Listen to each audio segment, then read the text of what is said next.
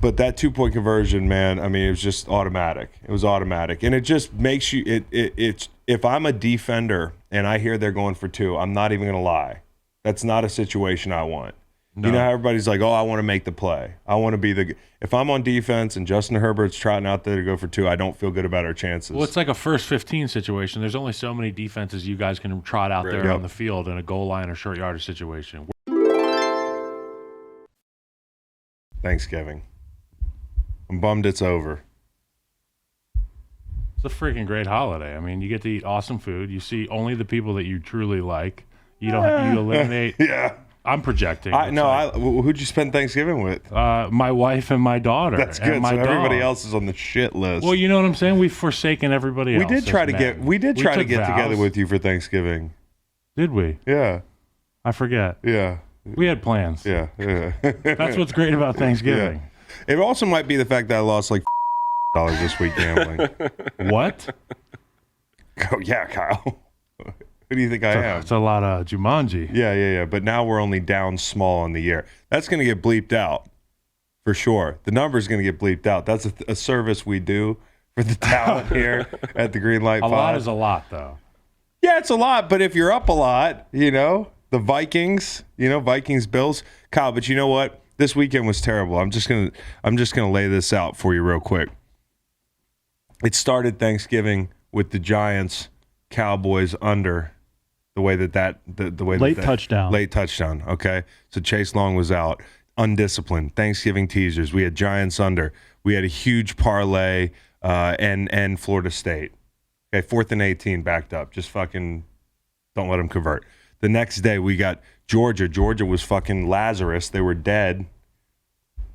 And then they came back to life. They had a chance to cover. They had all their wide receivers in and fucking 35 points. White running backs. Yeah, they had the ball with a chance to cover. I'm like, what the fuck are we doing? That was a theme this week, is white guys balling in obscurity. Well, Notre Dame lost, Kyle. They weren't balling on the big stage because I bet Notre Dame, the whole country was on Notre Dame, but then the whole panel was on USC. So you were thinking to yourself, like, who do I fade, the panel or the public? You know what I mean? Typically the public. Yeah, well, we didn't fade the public because of goddamn Big Cat and his game of the year. I'm like, you know what? I'm going to ride with Big Cat one time. And then after the game of the year, Big Cat gave me a great pep talk. He said, you know what? If this is your one vice, don't apologize for it. Wow. Well, it's one of 2 or 3 vices, but this is the biggest one. And then BYU blind went to sleep at halftime. We got us back in the game. And I'm thinking, you said, no problem. Man in the arena. Yeah. Keep taking swings. Keep hacking at it. BYU was a free play at Stanford. So we kept hacking at it yesterday, and it just continued to get worse and worse. But hey, listen, you know what I did last night, Make? You ever walk outside and look up at the stars? Sometimes. Yeah, I felt really fucking small. My problems are small. I'm just a monkey with some fake money, and I lost sand on a beach. I lost some of it. It's not even real yet. It's not real. I look up at the stars and appreciate the stars, but I don't get the I feel small thing. Oh man, I really do. It really helped, man. It was like I got home last night and it was beautiful too, by the way. Really nice night. Yeah, it was a beautiful night. Okay. So let's go America's teams. I just want to get that out there. It was like therapy for me. Feels good, man. It was a nice night too. It was a pretty night. It was a nice night. America's teams. Who wants to start? I'll start. South Carolina Gamecocks. Now, you know of my personal animus with its head coach, Shane Beamer. He and I have a long history and don't get along particularly well. But credit where credit's due. 94 points in wins over number 5, Tennessee, and number 8, Clemson. That's impressive. Moving right along, Oregon State Beavers. Now, the Beavers can tweet things like, so damn sweet, and leave off the N and damn, because Beavers dam things up. Yep. That's cool. If they were rolled damn tide, you drop the N. Yeah, y'all aren't understanding. No, I get it. They were trailing 31-10 late in the third, 34-17 early in the fourth. I left my phone. Chris, I had given you Oregon State, and I felt really bad about it. I said, sorry. You did feel bad about it. Because they were getting run out of the gym by the Oregon Ducks, Kyle's Oregon Ducks. But then damn if the Beavers, whose starting quarterback was 6 of 13 for 60 yards and 2 picks, they win the football game without throwing the ball. Special teams. It was unbelievable. And your guy Dan Lanning just throwing caution to the wind because he thought he had a big chunky lead. Okay, New York Jets, White Mike. We decided early Sunday that Jets minus 325 was also a free play. And so we did it. We heard it was going to be Peterman. It wasn't. It was Simeon. Holy shit, dude. What are we doing? I know. Bad information What out are we there, doing all out over there? the place. No, what are we doing? You can't just tweet that Nathan Peterman is going to play. And Changes the game. Because changes Kyle's the told us everybody's weak. backup quarterback, people lock in a little bit. Well, Peterman, you can't overcome No, Peterman. but this was the classic. Hey, one backup quarterback was an infusion of energy and hope in Mike White, and one was like, oh shit. Especially if it was fucking because Justin Fields is their whole damn team. Right.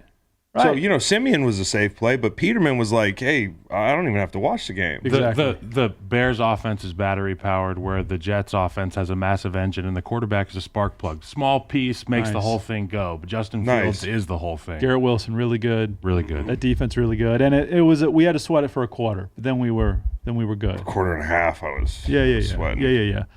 Iran. Okay. The Iran soccer team plus 285, and you can't be changing countries' flags around America, all right? And then walk it back and say, well, it was only going to be for 24 hours. You liars, America. You freaking liars. You wanted to get on your high horse about their atrocities and whatnot. Line, what else do they do? Line. Being bad to women. Bad to women. Iran, get on Iran, plus 285. They got a bunch of Tuesday. nukes, too. Shame on you. Yeah, exactly. Thanks. And finally, UConn. I owed this from a couple weeks ago when UConn beat the Libs. You were in Vegas. Yeah. And became bowl eligible. It looks like maybe the Duluth Trading Cure Bowl or maybe the Gasparilla Bowl. Gasparilla's still hanging around? Yeah, for Jim Moore and the boys. And the Hoops team is very good. Where am I supposed to go spend my monies on the Gasparilla Bowl? You know how every bowl game the title is a call to action to spend your monies? Yeah, I didn't see one for Gasparilla. Gasparilla? Yeah, what is that? What is a Gasparilla? What even is that? It's a flower, I think. Okay. It's the Union Home Mortgage Gasparilla Bowl this year. What town is it in? Gasparilla's in Tampa, Florida. See, that's great. A lot to do there. It's a flower. Beautiful weather that time of year. Could be UConn and Duke. It'll be electric. What is a Gasparilla? Fine question. They have a Is everybody pirate walking festival. around pretending like we know what the fuck Gasparilla means? There's a Gasparilla Pirate Festival This in looks Tampa each year. amazing. Oh, it's a place. It's a mythical Spanish pirate Is it really? and a college football bowl game played in Tampa. Those two things And my next Warcraft go game. hand in hand. Peanut butter and jelly. UConn Hoops just beat Oregon, Alabama, and Iowa State over the long weekend. Donovan Klingen, good player. Shout out K2, bunch of Huskies. Hey, if this is on a graphic, I want the all white dog. That's not even a husky. It looks like a golden retriever. Yeah, I know the one. It's better. Yeah, it has a little better. red tongue hanging out. Those are my America's. What do you teams. want for Iran? The real flag, not deleting any parts of the flag. I want the Iran national flag. Not women's rights. Nah, I love women's rights. He's a complicated man. Loves Iran, loves women's rights, Just wants to loves change the Thomas flag, Jefferson, though. hates slavery. He's just a complicated man. Yeah. Didn't we name the duality Yukon of Husky? man. Didn't we name the Yukon Husky with Jim Mora? Yeah, Orlo. That's right. Yeah, give me Orlo the Husky. There we go. Yep. Oh yeah, how's that? That blew up. A lot of people cared about that. We were like, do we damn, know- we got our guy to name the Husky. Well, it would have helped if he actually named the Husky Orlo. Yeah. I don't think he actually yeah, did no, he that. didn't. Yeah, you're right. Can we look It's up like that Bussin' with the Boys bowl game. Jim Mora named You know his the Husky? Bussin' with the Boys bowl? They're like, no, this is what it's called. Like, no, they're not even out at midfield. Jim Mora named the Husky on our show. It's unofficial. It's We had hoped. an unofficial Husky name. So my America's team's obviously number one, the hottest team in football right now. I think if they end up going to the Super Bowl, I might go in a fan capacity. I'm not even a fan of this team, but I'm an American. The Dallas Cowboys. He's going to run the table again. Yankees, Number two, Alabama. what do Americans love more than a good deal? Guns. an underdog story. The Houston Texans, my number 2 America's team, because their stock is at an all-time low, and you can buy, and that's what Americans are going to do. They're going to end up with the number 1 pick, and they're going to fall in love with this young Texans And they're going to miss team. Caleb Williams by a year. Number 3, TCU, because nobody wants to see Ohio State in the playoff. Right. Right? Amen. Is that kind of the Yes. shared? No, yeah, for Okay, sure. For so, sure. and I want to TCU. throw that in Yeah. Who because are they going to get? K-State? Do we know that yet? Yeah, it's K-State. it doesn't matter. They're horned up. Yeah. Right. You know what I'm saying? They should- Jets, Mike White. Blood out People of their love eyes. turmoil, backup quarterbacks. And it was just the rainy game. Everybody loves a rainy game and beating up on an inferior opponent. And the Bears didn't have Justin Fields. They were getting decimated with injury the entire game. And the Jets just kept their foot on the gas pedal. There's nothing more American than that. Number 5, municipal workers, city workers. I don't know their names, but we're in the holiday season right now, and I want to say a big thank you to everybody in all the towns, small and large, across the United States of America. You're always sucking VDOT's that dick, are Kyle. putting up Christmas lights, because when you drive around a town, you go get your Starbucks fucking coffee in the morning, you see that, oh gosh, look what they did last night. They lit up those poles. They look beautiful. Thank you to you, ladies and gentlemen. Oh, you left out VDOT this time. Yeah, it's a different. I was thinking about that last night. I was scrambling for an America's team. I'm like, Workforce. what? I agree with Keith in Kansas City. What the fuck is this segment even? You're paying for that. Your tax dollars, you're paying for that. And it's worth it. You're paying for that snowflake. And it's worth it. I'll take a little serotonin infusion during the darker months. There's other ways to get that. That's a good take. I like That's it too. that's a wholesome take, I Kyle. like the lights. You're a fucking good guy, Kyle. Mine, it's a big. The Chiefs, very good. Also, really nice about beating bad teams and quarterbacks that we want to see do good on a big stage. They were nice about the kid from Liberty. They were nice about our Bryce Perkins. Yep. Made sure to not cover the spread. Yep. 16 and a half. Let Bryce Perkins throw a touchdown. That was really nice. And they're number 1 in the Greenlight Pod power rankings. Yep, for so week there 12. you go. Dynamite segue. Let me get through these other 4 fucking America's teams. All right. South Carolina. Yeah. Spencer Rattler, best two-week run, outlier run for any college football player this year. Or maybe the lights come on. Yeah, maybe. It's bound to with a name like Spencer Rattler. But, yeah, like, you beat Tennessee. That's a lot of fun. Well, let me do something even more fun. We'll go to Clemson with Dabo Swinney sprinting down the hill before anybody else and then taking a massive L. Vegas was begging you to take South Carolina because they thought it was going to be a blowout. 14 and a half. 14 and a half. It was a tailor-made, don't bet South Carolina. They just beat Tennessee. Clemson's undervalued, whatever the fuck. And nah, not true. Run back up the hill, Dabo.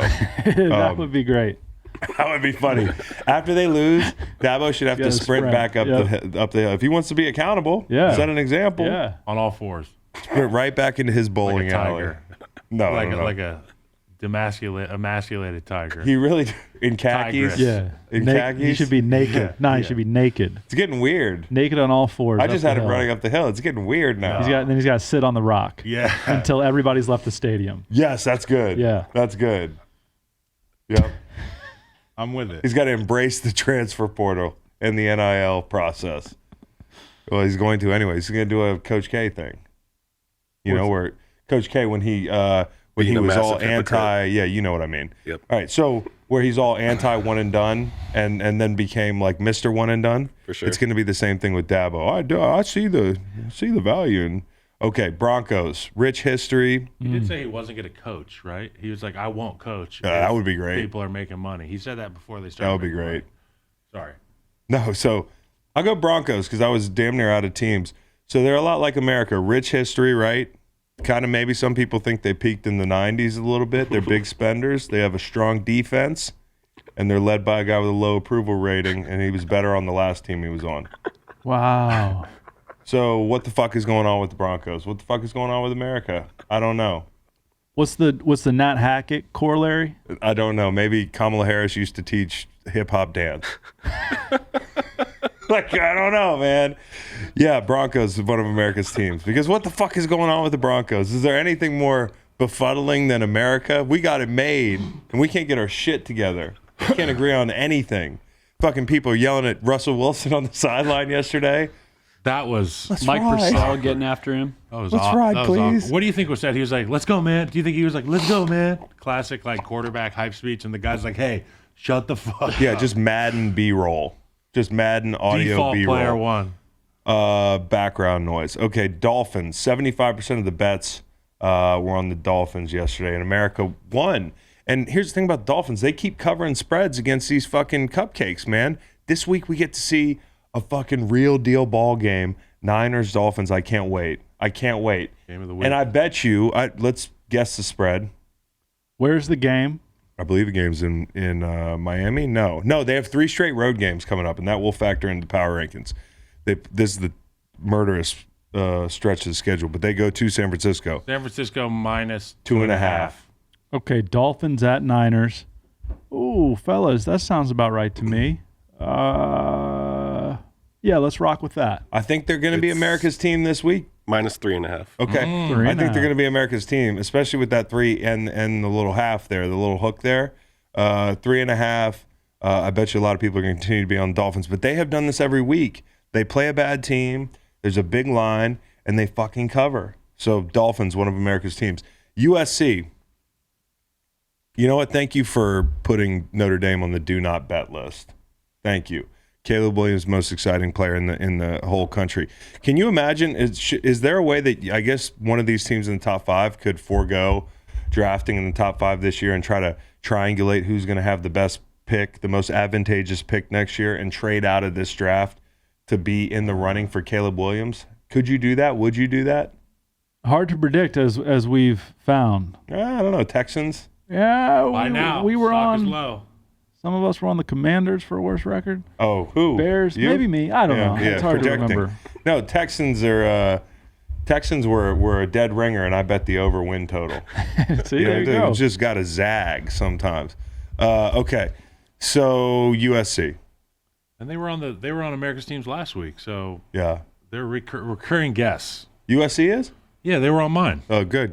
because of the same reasons, like a dynasty being restored and Yeah, no, people love to see like good classic teams play well, and it was games so at the nice to see. Coliseum, It was too. so Yes. nice objectively. Look at me being an adult about it. It was so nice to see Notre Dame +5, Notre Dame money line. It was so nice to see USC and Notre Dame under the bright lights. An irrelevant game in Yes. the Coliseum, a full as can be Coliseum. Now, it wasn't great to see Caleb Williams being like an actual good version of Kyler Murray when you're on the other side of that bet. Yeah, Because he ran size. backwards Yeah. 15 fucking times and made something out of nothing. You had to take a drive. Oh, yeah. I actually went out and took a drive during the second half of that game, I went out to – this is the saddest shit in the world. It was Luke's birthday. Happy birthday, Luke. My buddies had a little birthday get-together for one of them, and they were out on a party bus, and I passed that up so I could do cake and stay at home with my kid on his birthday naturally. So after the party bus, I was going to meet up with these guys. I was trying to triangulate, and I was going to sweat the second half of this game. So I drive out to meet them. Turns out they're too drunk to hang out with me, so I'm alone. I'm driving around. I'm relieving stress. I'm just driving in a circle around the city. in a roundabout. Just driving. Yeah, I'm just getting on the interstate, getting off the interstate. I'm driving by bars. I have too much social anxiety to go in there and drink alone and try to watch the game. Somebody's going to try to start talking to me. I'm going to flip a fucking table over, you know? Yeah. I'll talk to you anytime, but not during the goddamn game here. And so I ended up at Vivace, drinking alone, watching the second half of the ball game. Yeah. Now you call at some point. We're both on Notre Dame, and I've been a big proponent of cord cutting until your score app is 7 seconds ahead of me, and you're like, we're celebrating Notre Dame driving to get I'm within a field refreshing goal. it at the light, dude. You're like, 17-yard chunk play to Mayer? I was like, well, hold on. Let me confirm. 5 seconds later, confirmed. Yeah, here we go. And then you just go, oh, fuck. Macon. And then again, dead air. And Drew Pine fumbled the handoff. You saw it. I read it. And the game was effectively over. I don't know if you've ever driven around the city refreshing the score app because you can't watch the game. If I've ever. Yeah. I've done it today with a tennis match on the way here. Usually that happens at night. Oh, you flip the script on the stereotypes. You get to D-Gen in the morning. Yeah, I get to wake up and then I get that adrenaline. I do. Sight Coffee. unseen. Let's bet BYU. Fucking go to sleep. They almost didn't cover, dude. I woke up in the morning, refreshed the score app. 35-26. Yeah, that got a little tight.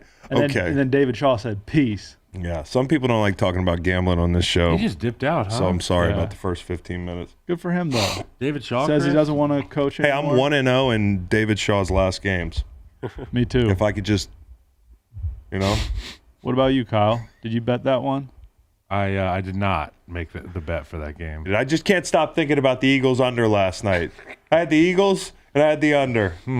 Kyle. Got out of hand. Quick. Kyle, it was fucking 40-30. What was People were just passing on Under defense. what? People were passing on playing defense. It was. What it was the It was under? in the The under 40s. was 47. 47 was the total, Kyle. You know what the total in the first half was? 47. Aaron Rodgers said, "Fuck off." Aaron Rodgers with a fucking broken thumb. Yeah. Okay? Chris you know what's Collinsworth worse? said he could throw no thumb. Kyle, you know what's worse? Oh, yeah. Second half, I think we'll chase with the Eagles -7, or the Eagles in a pick 'em, basically. So they just have to win by 7. Actually, more than 7, it turns out. Yeah. And the under was 24. You know what happened? Jordan Love happened, Kyle. We can't get no relief, Kyle. Christian Watson. Can't get no relief around here. He's Okay. been pent up though. Power rankings. Let's talk about it. Chiefs 1. Eagles 2. Niners 3. Let's stop there. Chiefs, Eagles, Niners. How do we feel? I think that's about right. I had I had Niners at the 2 spot, but I think that's no problem. Eagles at 2. I had the Chefs. I got the Eagles, and I got the Bills 3rd. Kayla, one of very few to not rank the Chiefs number 1. Yeah, I just like to keep things interesting with my relationship with the Kansas City metro area, KCMO. One of your I have America's 1 teams. Eagles. I have 2 Chiefs. And the reason I have the Chiefs there is because I've seen what the floor looks like for both of these teams. And I think that the Chiefs' floor is lower than the basement for the Chiefs is lower than the Eagles. 3 Dolphins. Yeah, I don't know. That's what I think. Yeah. 3 Dolphins, 4 49ers, 5 Cowboys, 6 Bills, 7 Bengals. And it's important to understand we have 7 teams on this list, and there's a reason I chose the Bengals in particular at 7. I don't feel any worse about the Titans after the loss to the Bengals, but I feel that much better about the Bengals. Yeah, for sure. They proved something. This was this would have been the best team that the Titans had beaten, and it might have been, I don't know, who's the best team that the Bengals have beaten? By record, it's definitely the Titans right here. I had Chiefs 1, Eagles 2, Bills 3. I had Cowboys 4. I had Niners 5. I have the Dolphins 6 and the Bengals 7. The tricky thing about the power rankings is it's kind of based on power. You know, it's not who's the best team sometimes. Like, for instance, I might look at the Cowboys and say, hey, they look to be a little bit more of a complete team right now. Like, not being able to stop the run, every time the Packers check to a fucking run, you know, or every time you're in a 4-man front, the Packers check to a run, you can't stop the run. Like, that's a problem. It's been a couple weeks here now, but the Eagles have an 87-point differential. They just ran the ball for 300 yards on the Packers. Like, they're one of the institutes. Honestly, warming up for the Army-Navy game, right? They blew out the Vikings, and I'm giving the tiebreaker over the Cowboys because the Eagles have the number 1 seed right now. That's powerful, mate. That's why they're my number 1. They're powerful. And the quarterback, out of those 2 teams I'm talking about in the NFC East, the quarterback is the reason I'll take them. And no disrespect to Dak. I think he's real good, but Jalen Hurts, you see the throws outside the numbers last night? I mean, like, he rushed for 100, whatever the fuck, what was it, 150 yards or something like that. The Eagles are balling offensively, even without Dallas Goedert. With the ball past the line of scrimmage. He's such a ball carrier and a threat. And Dak can elude pressure and throw on the run, but when Hurts becomes a runner, he is an elite runner. Yeah. And we'll talk about it in the Eagles game, but Jalen became the first player with 150-plus passing and 150-plus rushing in the same game. He's on pace for 3,956 passing yards, 26 passing touchdowns, 922 rushing yards, and 12 rushing touchdowns. And our green light composite rankings, made up of a 6-person advisory board: Chiefs, Eagles, Niners, then Cowboys 4, Bills 5, Dolphins 6, Bengals 7, and the 9-2 Vikes are not in our top 7. That's probably right. Even though they get the win on Thanksgiving night against the Patriots, damn, they're not trustworthy. No, you can't trust them. The reason the Bills are still in my top 3 to 5 is, last month they lost to the Jets. They blew a big lead at home against the Vikings. They squeaked by against the Browns and Lions. But before that, they also beat the Ravens in the rain. They beat the Chiefs at Arrowhead. They beat the Titans. They weren't healthy in Miami, but they did a really good job defensively on those guys. I mean, I think one of those touchdowns was on a really short field. So that team's still in there, and that's why I have them in my top 3. Josh Allen playing this poorly for a stretch, I'm buying the dip. Give me them at 3. And then, the Cowboys, they could get more powerful if they add OBJ. Oh, if he can wake up. Wow, Kyle, too soon. They he were might trying still to be wake him asleep. up. He might still be asleep. Let him sleep. Let the man get some rest. You think it was an edible? I love that they I hope said he's okay. he made other arrangements. I know. That was the best part. What is that? Yeah, he just hopped in a car to drive to L.A. Instead of what? No, I'm sure he got on a different plane. Yeah. Bored. Yeah. Oh. Yeah, Wheels Up. He definitely didn't go with fucking Wheels Up.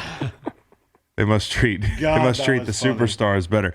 All right, 5. The Niners. I really do think they're in a nice spot to win the division, but the Seahawks have the Rams twice and the Panthers at home remaining, so the power could shift there.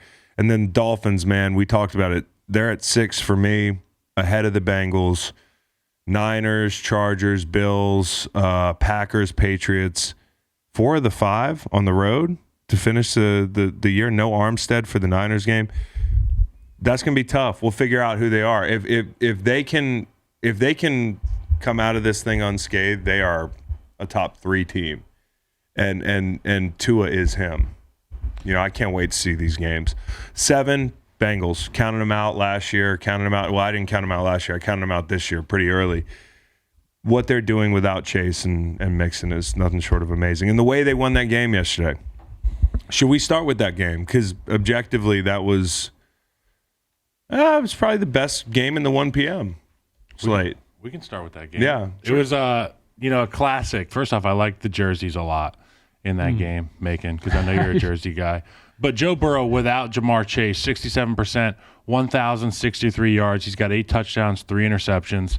They asked him last week, are you surprised with how you're able to play without Jamar Chase? And he goes, no, it doesn't really surprise me. I am who I thought I was, which I thought was a really great quote, and it's telling of their quarterback. But you look at the game, and the way that the Titans running game wasn't able to get started, I give a big credit to that defensive scheme. And Chris, you and I were talking before the show. The secondary came to show up for the secondary showed up for the Bengals defensively in the run game in particular. Derrick Henry couldn't get anything going. Mm-hmm. Didn't look characteristic of himself. They were bringing him down not only after the first tackle, but there's a swarm of guys there to bring him down. Adding safeties, adding corners, and also guys like Reeder stepping up big for the Bengals. What did you see there? No, I mean, the number one thing, we talked about it earlier, is they everybody in that defense, they just keep running at the ball. It's like just waves of them running at the ball. They swarm to the ball. They go top down.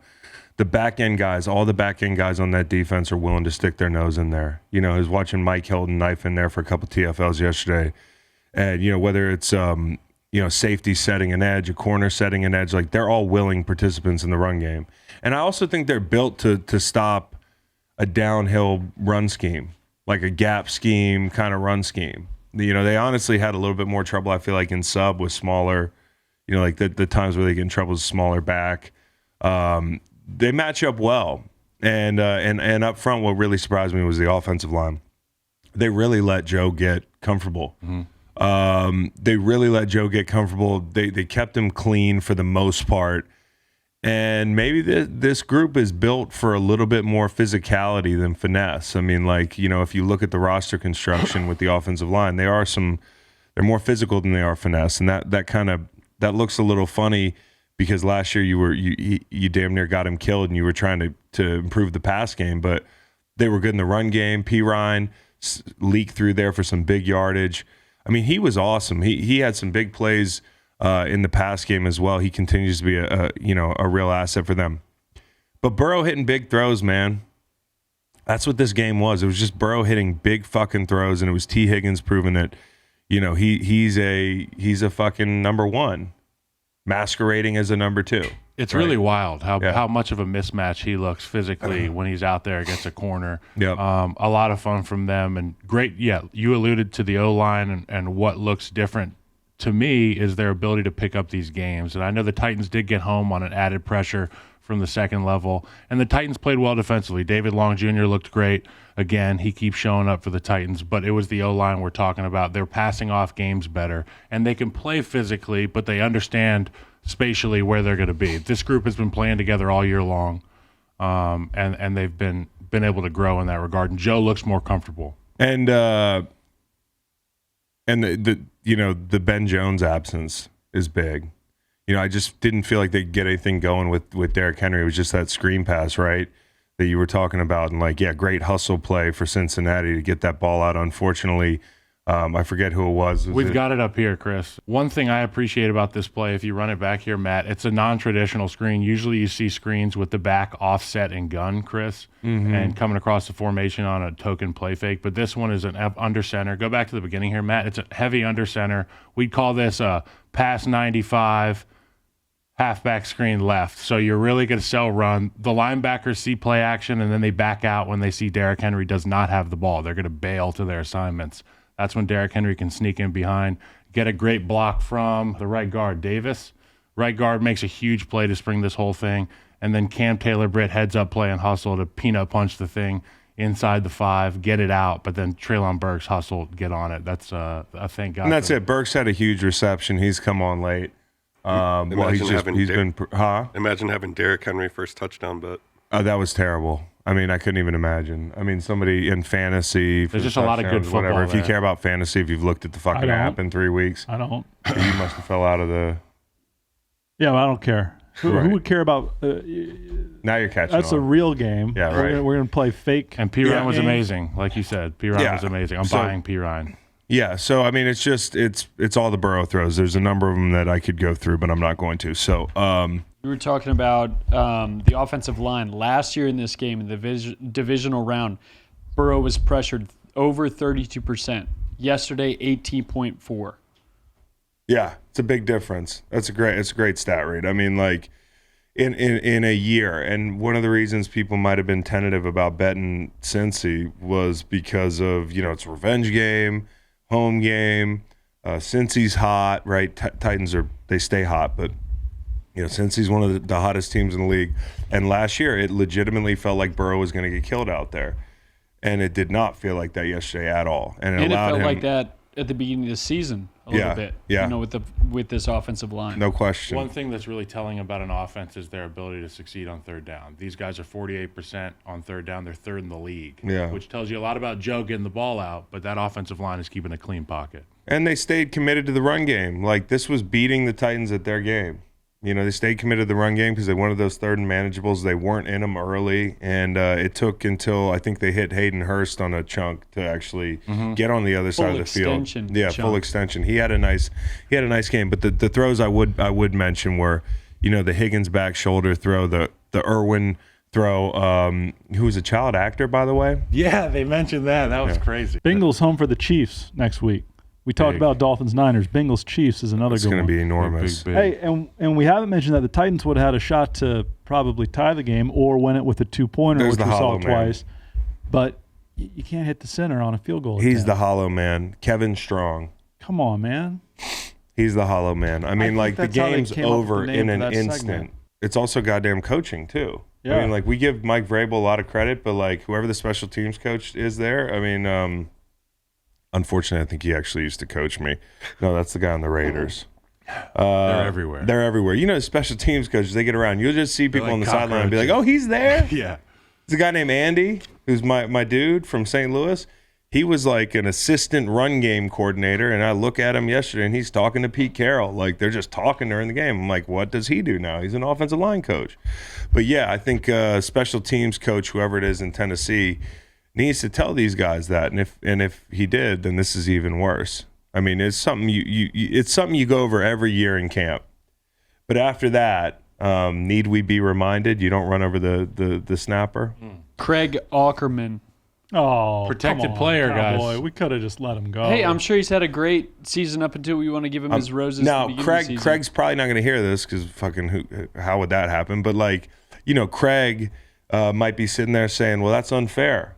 That's unfair." I told him. Yeah. Well, when a player makes a heads up play, you get credit and you get blamed when a guy does something really boneheaded too. Hey, you can tell Craig. him again. Craig, Randy Bullock looked great on those field goals.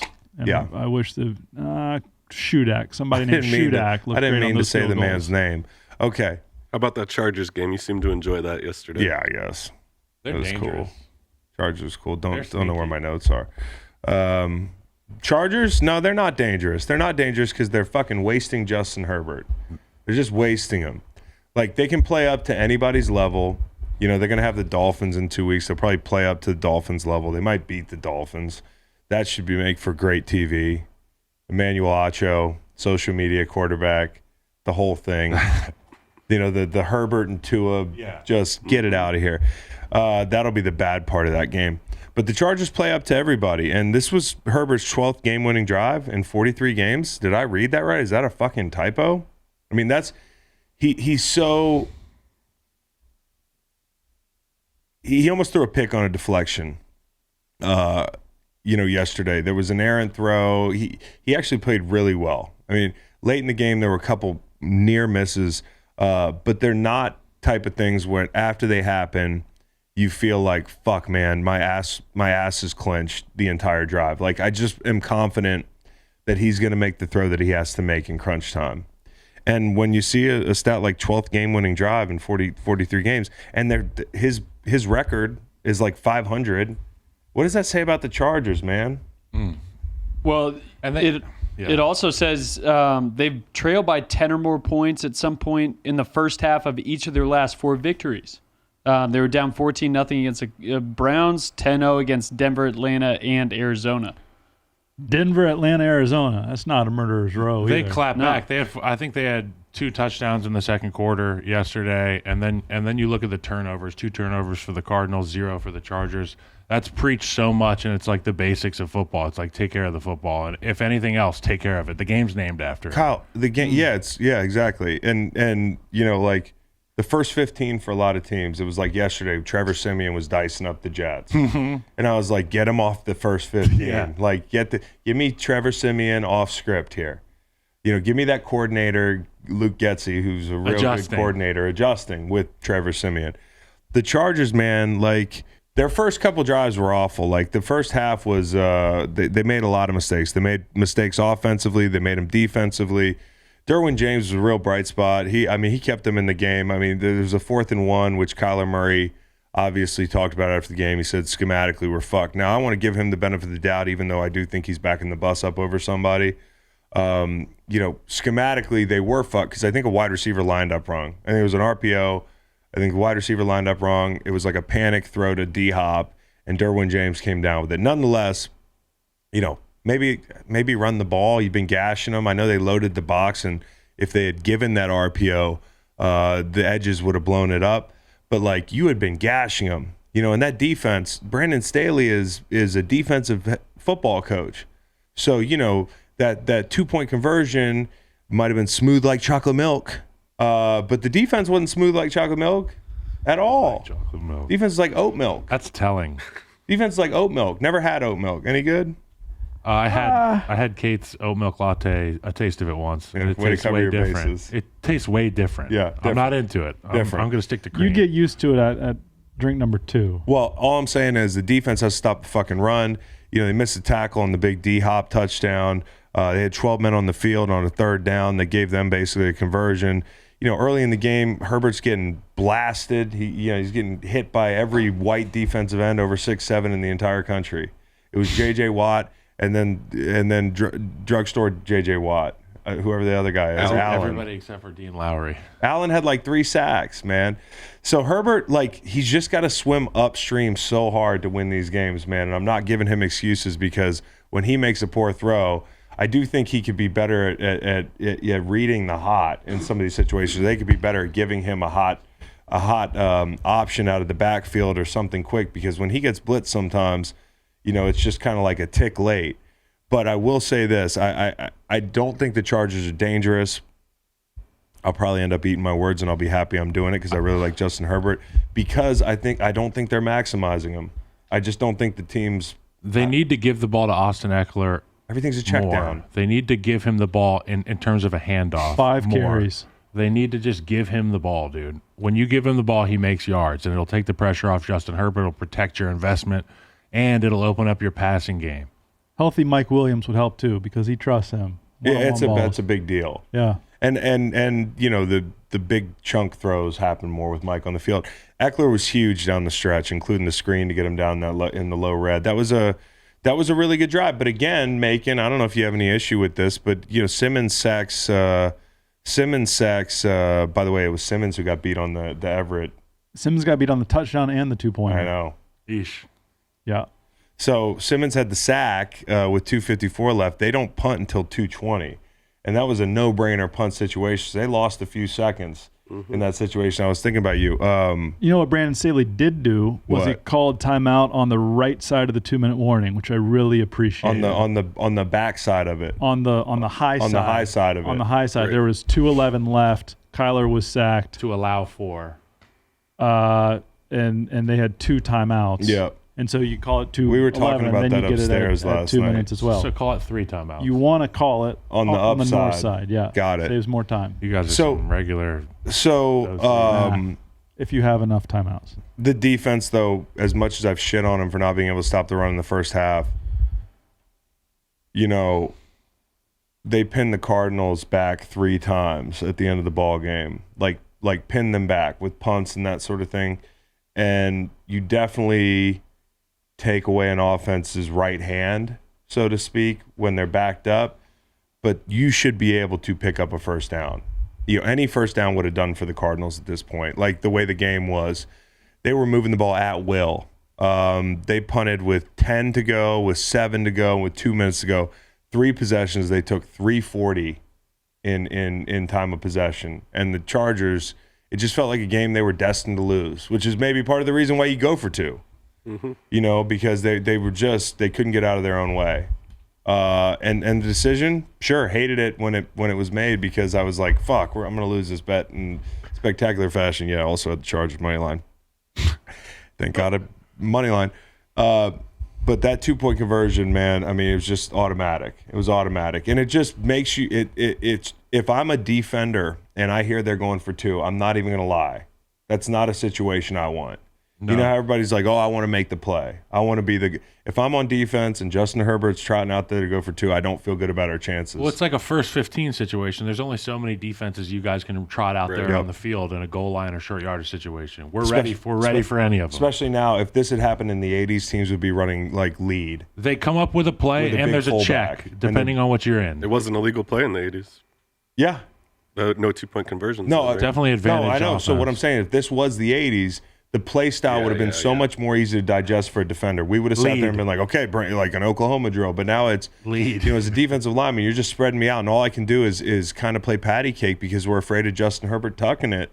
And then the outflanks. That's where a lot of touchdowns happen. Yeah. So big win for the Chargers, but I don't know if they're dangerous, Kyle. Well, maybe include Austin Eckler more in the run, and they're more dangerous. Yeah. And maybe get Mike Williams back and change the offense. Change completely. in the opening script to Reed's point, being down 10-0, 10-0, 10-0, 14-0, and in this game they went 12 plays, 11 yards, 3 punts. It was terrible. That script needs to change. It was terrible. Need to get Luke Getsy's script. No, I know. Just go steal it. Yeah.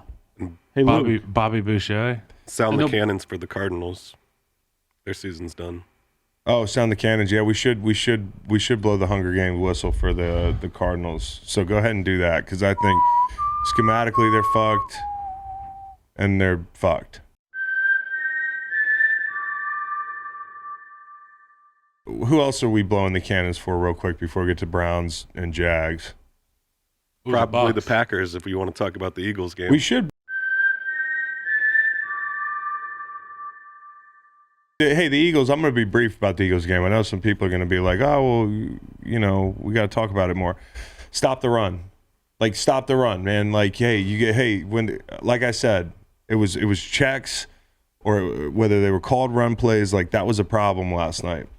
And the Eagles offense, listen, Jalen Hurts just put himself squarely in the top 3. I mean, he's been probably consensus top 3 to 5 in the MVP race. Like, he's right in there now. That game, they don't win that game if it's not for him. He bailed them out of trouble early, and they needed that 13-0 cushion because Rodgers came fucking firing back, and you could not tell he was hurt. I thought he was playing possum. I thought this week, the reason I gave the Packers out on catching 7 on our little pick'em thing, which sucked anyways, is because Rodgers is talking about his thumb being broken. Why would you do that? Brian Windhorse. Why would you do that, Kyle? Why would you talk about being hurt when you're confident it's not going to affect your play? Yeah. When we're out of the woods now, I'm going to talk about being hurt, and I'm going to go torch the Eagles. Or I'm going to make excuses for why I'm playing like shit. One of those two things. Well, I think it was more like, hey, I feel. But if you're asking me, that's what I would say. Well, he was I'm hurt. Okay? But it's true though. But you know what? It's true though. To be fair, it's a broken thumb. It's not like it can get hurt that much. It's not like telling a guy that you got a bad MCL on your right leg. Okay, and people are gonna really try to. Yeah, I don't know. But it's a thumb, man. Like, good luck fucking me up worse on purpose. Yeah. Okay, like I'm a tomahawk on the ball and that sort of thing. But it's one of those things where he hasn't been playing well, and it is good to know that it is a broken thumb because he has a future in football. And I don't want people thinking he's washed because I want the Giants or the Jets going out and getting this guy, or the Patriots. Like, I want to see a fun shakeup, and I know that like some Eagles fans are like, hey, not during the breakdown. Don't get him in division in the NFC East. But I have no problem with letting people know. But when you let people know, I think when you're Aaron Rodgers, like everything's calculated and like you feel good. And he was good for the first 2-3 quarters. He was fucking lethal to the point where it was like, it was scary. Remember when the Bears went up big 21-0 in week 1, Khalil Mack's coming out party for Chicago? Aaron Rodgers went into the locker room injured. He came back out in the second half and diced us up and won the game. That was what it felt like last night. It was like, he's back. Oh, yeah. He's back. And then they kept hitting him, and I think he had a rib thing or something. Yeah, he might have they were saying punctured lung potentially or something. He couldn't carry his own suitcase after the game, reportedly. I don't know. I'm not a doctor. I hear he doesn't carry his suitcase after games. I heard he had his lungs removed. What'd you think of Jordan Love? I think... Hey, listen, it's. I know why they went in to score that touchdown. I know why it was so important. I mean, they're not only trying to win the game, but like, it's really good to have some big Jordan. fuck you, some Jordan Love tape. Yes. Some leverage. For people who made fun of the Jordan Love pick, right? It's not a big deal, Kyle. It's one drive. Eagles are in soft coverage. But people have roasted them for that pick for years now, and he gets to go out and show. And they get to show their hand with Jordan Love. Victory lap for them. A 1 quarter victory lap. Warm up the tires. Well, hopefully, I mean, like maybe they think he's the future. Maybe like you don't know, and I don't have friends on the Packers that I pepper about like the truth. So I don't know if maybe in that building they think like the elephant in the room is that, hey, this kid's good enough to play. Yeah. Which would be a cool elephant in the room. It would be a great elephant in the room because I think you could get a big haul for Rodgers. A big haul for Rodgers. Look at what that's a win-win for them last night, except for the fact that they lost. So they get some Love on tape, and Love looks really good. Just run Watson across the formation. He's they run awesome. They run like a deep over top. Like they should just do this till the cows come home. Fucking clear people out, 2-3 man routes. Catch them in man, get some fucking poor safety or linebacker running sideways across the field, and he's just, before you know it, you're chasing him, this big son of a bitch. So, like, hey, if that's what Jordan Love has to do in this offense and they can run the football, like, they can... Watch out in 23. Rodgers signed a will 3-year, happen. $150 million extension in March. Yeah, the money's the problem. The money is the problem, and the team would have to... There's ways around it, Yeah. Mike. You saying they can't trade him, or you just saying this? Yeah, that's the intimation. Yeah, I think they can trade him. Probably so. To a team that, they would take on his contract, right? Right. Yeah. How old do you think Jordan Love is? 26. 27. 24. Wow. Ooh. Yeah, it's still young. The night love is young that. for Jordan Love. So yeah, I mean, the Eagles were awesome, man. The Eagles were awesome offensively. They were not awesome defensively. This is one of those games on defense where you feel like you got beat, even though you won. Like, I know the moods are not great. And the worst part was they didn't even make a stand to finish the game. Like, that's the hard part. When you go back into a locker room, like if you sack, fumble, or something like that, close the door. At least you close the door. But when the game ends on an onside kick because you gave up, a Jordan Love touchdown drive, that kind of just feels shitty. So the Eagles, they got to get it figured out in the run game. They really do. Adding those guys are great when you're in 5 down, basically, when you got the 3 big bodies in there and in a 0 and 2 threes, and you got 2 big bodies outside setting the edge. But when you got 4 down, you got to stop the run. Yeah. So That's what we like to Kelsey see, got a 4 down. game ball, got on TV last night. Kelsey and Hurts, real wholesome shit. Hurts was great last night. He was off script. He wasn't at the podium. He was out there with Melissa Stark. Mm-hmm. He hit the curveball well. He said, we beat the GOAT, but I am praying for him. Can I give my game ball to Jason Kelsey? It's Yeah. funny. He called him the GOAT. He's an innovator. He redefines what it means to be a center. I now think they should change it to center back because he likes to run the football as well. Well, because on that And that sneaks. sneak. I Yeah, mean, I've never seen a center snap it to himself. yeah, he does. And it he was all. like, just make sure you're touching my ass and they'll count it. And Chris Collinsworth was like, that's what we call a double cheek push. I just love Jason Kelsey's willingness to say, nobody else is going to move until I move. The snap count is when I move, you guys move. Yeah. There is no snap count. Yep. Jordan I love Davis that. can come off IR next week. Jordan Davis could come off IR next week. That could really help. But stopping the run is also, I don't want to get too into like I'm on the team or something, get frustrated about stopping the run, man. You're going to have to do that. Let's hit the Tampa Bay game. What was bigger loss for them, losing the game or losing Tristan Wirfs? Losing Tristan Wirfs, if it's serious. They're going to be in this thing to the last game, no matter what. First place. But if they lost Tristan Wirfs, I mean, they're not even going to win a playoff game. They can't win a playoff game, because There's too many rushers. yeah, it's too many rushers, and you took Brady's interior. He at least feels like he can get people. Although Myles Garrett single-handedly won them the game, not single-handedly. They have him backed up. On that before that 4th and 10 touchdown to Njoku. The reason they're able to get the ball back is because Myles Garrett beats Donovan Smith. Whether it was 3rd and 4 where Brady turned into Brett Favre in overtime with a chance to win that game and flicks the ball forward. There's a hands to the face because Myles Garrett's beating Donovan Smith. The very next play, it's 3rd and 14. He gets chipped. I mean, he won on a 3-man rush at the 10-yard line backed up. He got chipped on his next sack. That's like that's the biggest no-no in O-line is giving up a sack in a 3-man rush. Yeah, well, they did, and then That's they the chipped biggest him, no-no. and they couldn't stop him. So, like Brady, they can't run the ball. They can't close games out. If you look at Rashard White, 4 carries for 48 yards the first quarter, and now a lot of that was because of a 30-yard run. Second quarter, 1 carry for -1 yards. Third quarter, 4 carries for 1 yard or 11 yards.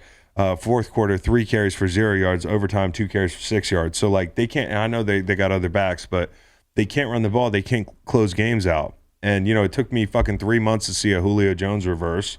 I feel like I saw one yesterday. Like, this offense, the way it's designed, I know Bruce Arians is like persona non grata there a little bit, even though they won a Super Bowl last year. Like, their offense has gone backwards. And I know they have players out, and we kind of predicted this, but you can't even close the Browns out. You can't close the Browns out. You're up 17-10 the entire second half, and Brady's got to hit that throw to Godwin. He's got Godwin wide open at the 30, up 7 points. Like, that'll do it, 20-10. And then you let Njoku, fuck Dwight Clark's the catch. Okay, I saw it in real time yesterday, the best catch I've ever seen. I'm being hyperbolic, but so are all 49ers fans and NFL historians. Dwight Clark's catch is, like, cool, but the catch? Way more catches have happened. Njoku, that was 25%. How did they get 25% probability to catch that ball? Should be like 5%. We got All a of John those are made Brinkus up. sports science that. Yeah, and I had the Bucks. Breaking -3. news. Wirfs expected to miss 3 to 4 weeks. Okay, so they're in trouble. Can I tell you something It's about gonna the be hard Bucs to win. offense That'll that's frustrating, be Chris? Saints, Niners, What? Bengals. So when you have a quarterback that can move well, now you see all the implementation of the RPO and the RPR that we were hearing about from Chris Collinsworth last night. You don't have the luxury of doing that with Tom Brady, so you need to rely on the basic running game of gap scheme and inside zone gives. Yep. And if it's not working out, then so many pages of your playbook are out of the playbook when you don't have a mobile quarterback. Yeah, well, I mean, I have to look around and see if everybody's run game he's the slowest quarterback. I'm just in the saying league. it's another layer. Yeah, that it you is can another rely layer. on. It is. And if you have to hit the changeup every once in a while, you don't have it. But this offense is just Abysmal. It's abysmal. Yeah. Like Rashad White- you got Tom Brady, you got the greatest quarterback of all time, who's not washed. Although he missed throws to Evans yesterday, and he missed that throw that could have put that game out of reach. But you're gonna tell me your ceiling is what you saw yesterday against the fucking Cleveland Browns? Rashad White was 14 for 64. That's almost 5 a tote. And 35 yards on one of them. and 9 catches. Did you see that? Good call. 35 on one of them. So but still, looked 13 for 30. more dynamic than Fournette. Yeah, you've been trying to trade Fournette since the trade deadline. Yeah, and everybody in the goddamn league. He's built for his running style is built for the offense that they possessed prior to injury this year. I mean, it's just the Bucs are not a contender, dude. Like I'm not overreacting. We're not. It's not like I've been riding the wave. It's not like 1 week I'm saying they could get it together. I don't think the Bucs are going to get it together. Right now, it would be Dallas Cowboys at Tampa Bay Bucks in the first round of the playoffs. Tampa Bay Bucs. Bing bong. Division winner. If they get Wirfs back, they can win a playoff game. That's it. Good thing the fans in Tampa aren't fucking insane. It's just a South Florida thing. Even Jay. Stephen Jay, running down JPP in the tunnel, doing selfie videos. God bless him. Bucks close with 3 winnables: Cardinals, Panthers, Falcons. They lost. Panthers. Hey, listen. Winnables. Panthers, watch They out. could be hosting playoffs. They're all winnables now. Yeah. They're all winnables now in the NFL. What happened to any given Sunday? Okay. How All about right, the Ravens game? Are the Ravens? Are they a contender? They lost as well. The Ravens are a contender. The Ravens yesterday was awful, and the red zone stuff is terrible, and Lamar's not playing well. Like, okay, you can tell me Lamar hit one of the best throws of his entire career yesterday. That ball on the left sideline, it was like a 60-yard bomb to Deshaun Jackson. Didn't underthrow Deshaun Jackson. It was great. Even old Deshaun Jackson 35. could run. He had to lay out for it almost. Yeah. He really had to reach. Yeah, and it was a beautiful throw. Across the field, too. It was a beautiful throw, but you can't miss that first opportunity at a touchdown. Every game, how many times do we have to say this shit? When you're playing a team that is not your caliber, especially on the road, and you have an opportunity to get 6 the first drive or the first opportunity you have to score, and he overthrows that ball on the right sideline to Robinson, okay, they end up with 3, right? Because that was the story of the day. But there's your opportunity. Like, that's it. Jump these guys. When you let teams hang around in the NFL, especially at home, if they're physical and they're motivated like the Jaguars play, like you're in for a long fucking day. And that was it. I mean, you look at their red zone opportunities. I mean, the first couple drives, I think, they missed that opportunity. They kick a field goal. They had a The delay next a one, game. they have a drop in the end zone. They have Robinson drops the ball in the end zone. Yep. Like getting Lamar back, and it would have been overthrowing him. Yeah, so I'll show you. we've got the drop here. It would have been like if this pass is completed, it ends up looking like a Patrick Mahomes highlight, and this is all we're talking about, like an absolute dart back of the end zone. Yep. Demarcus Robinson ironically came from Kansas City, can't come down with it. So yeah, I mean, like That's the story. That's the story It of should the be Ravens. 14-0. It should be 14-0. And I see why Lamar's mad on social media. Should have Well- gotten different pieces for the trade deadline. And constantly in the red zone, they're so bad on first down. But Mark in the red Andrews zone. had a drop too, and he's Mr. Reliable for them. So it's like it's kind of a that theme. was it. Andrews had a drop, and they scored on that possession. They actually got 6 on that possession, But it's but a you were theme. like, again? Yeah. So like whatever they're doing in the red zone, and I think, you would think, they got a good tight end in the red zone. They got a mobile quarterback in the red zone. Things we always attribute to being good in the red zone. Like Jalen Hurts is good in the red zone because he's big and strong and can run. Josh Allen's good in the red zone because he's big and strong and run. Lamar's big and strong and he can run. He put on fucking 30 pounds in the offseason. Okay, he's got one of the best tight ends in the league. Like, that should be a good red zone team, and yet they're terrible. They take the ball out of his hand too often in the red zone. They hand it off too often. And maybe that's the case, opinion. Kyle. 1 of 4 last week, and then this week it cost them the game. You have the best player, you have the best athlete on the field, bar none. And the best way for a defense to win is to take him out of the game. And if the other offense gets the ball to somebody else, he's out of the game. I don't know if they can't. They're not stretching. Well, it's hard. It's hard to stretch the field in the red zone, but I don't know if people aren't getting the separation they need to get or what. Like, but I looked last night. Okay, Baltimore, as opposed to Philly. Okay. Baltimore 3.19 yards per play on first down. Okay. 2.57 yards per pass on first down in the red zone. If you look at Philly, they're a whole yard better per play on first down. And that's what I'm looking at. Because when I look at first down, like that'll get you off to a good start. Because when they're in 3rd and short in the red zone, they get it.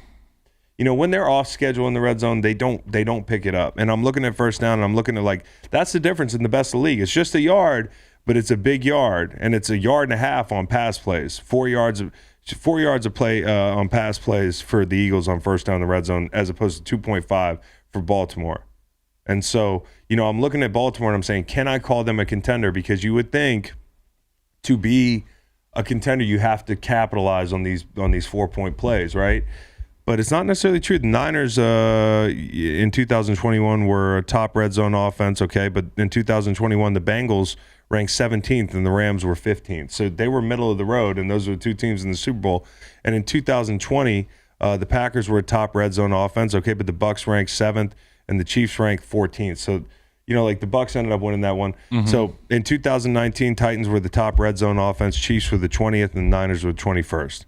So, those are some of the best teams in the leagues in those respective years, and it's a mixed bag.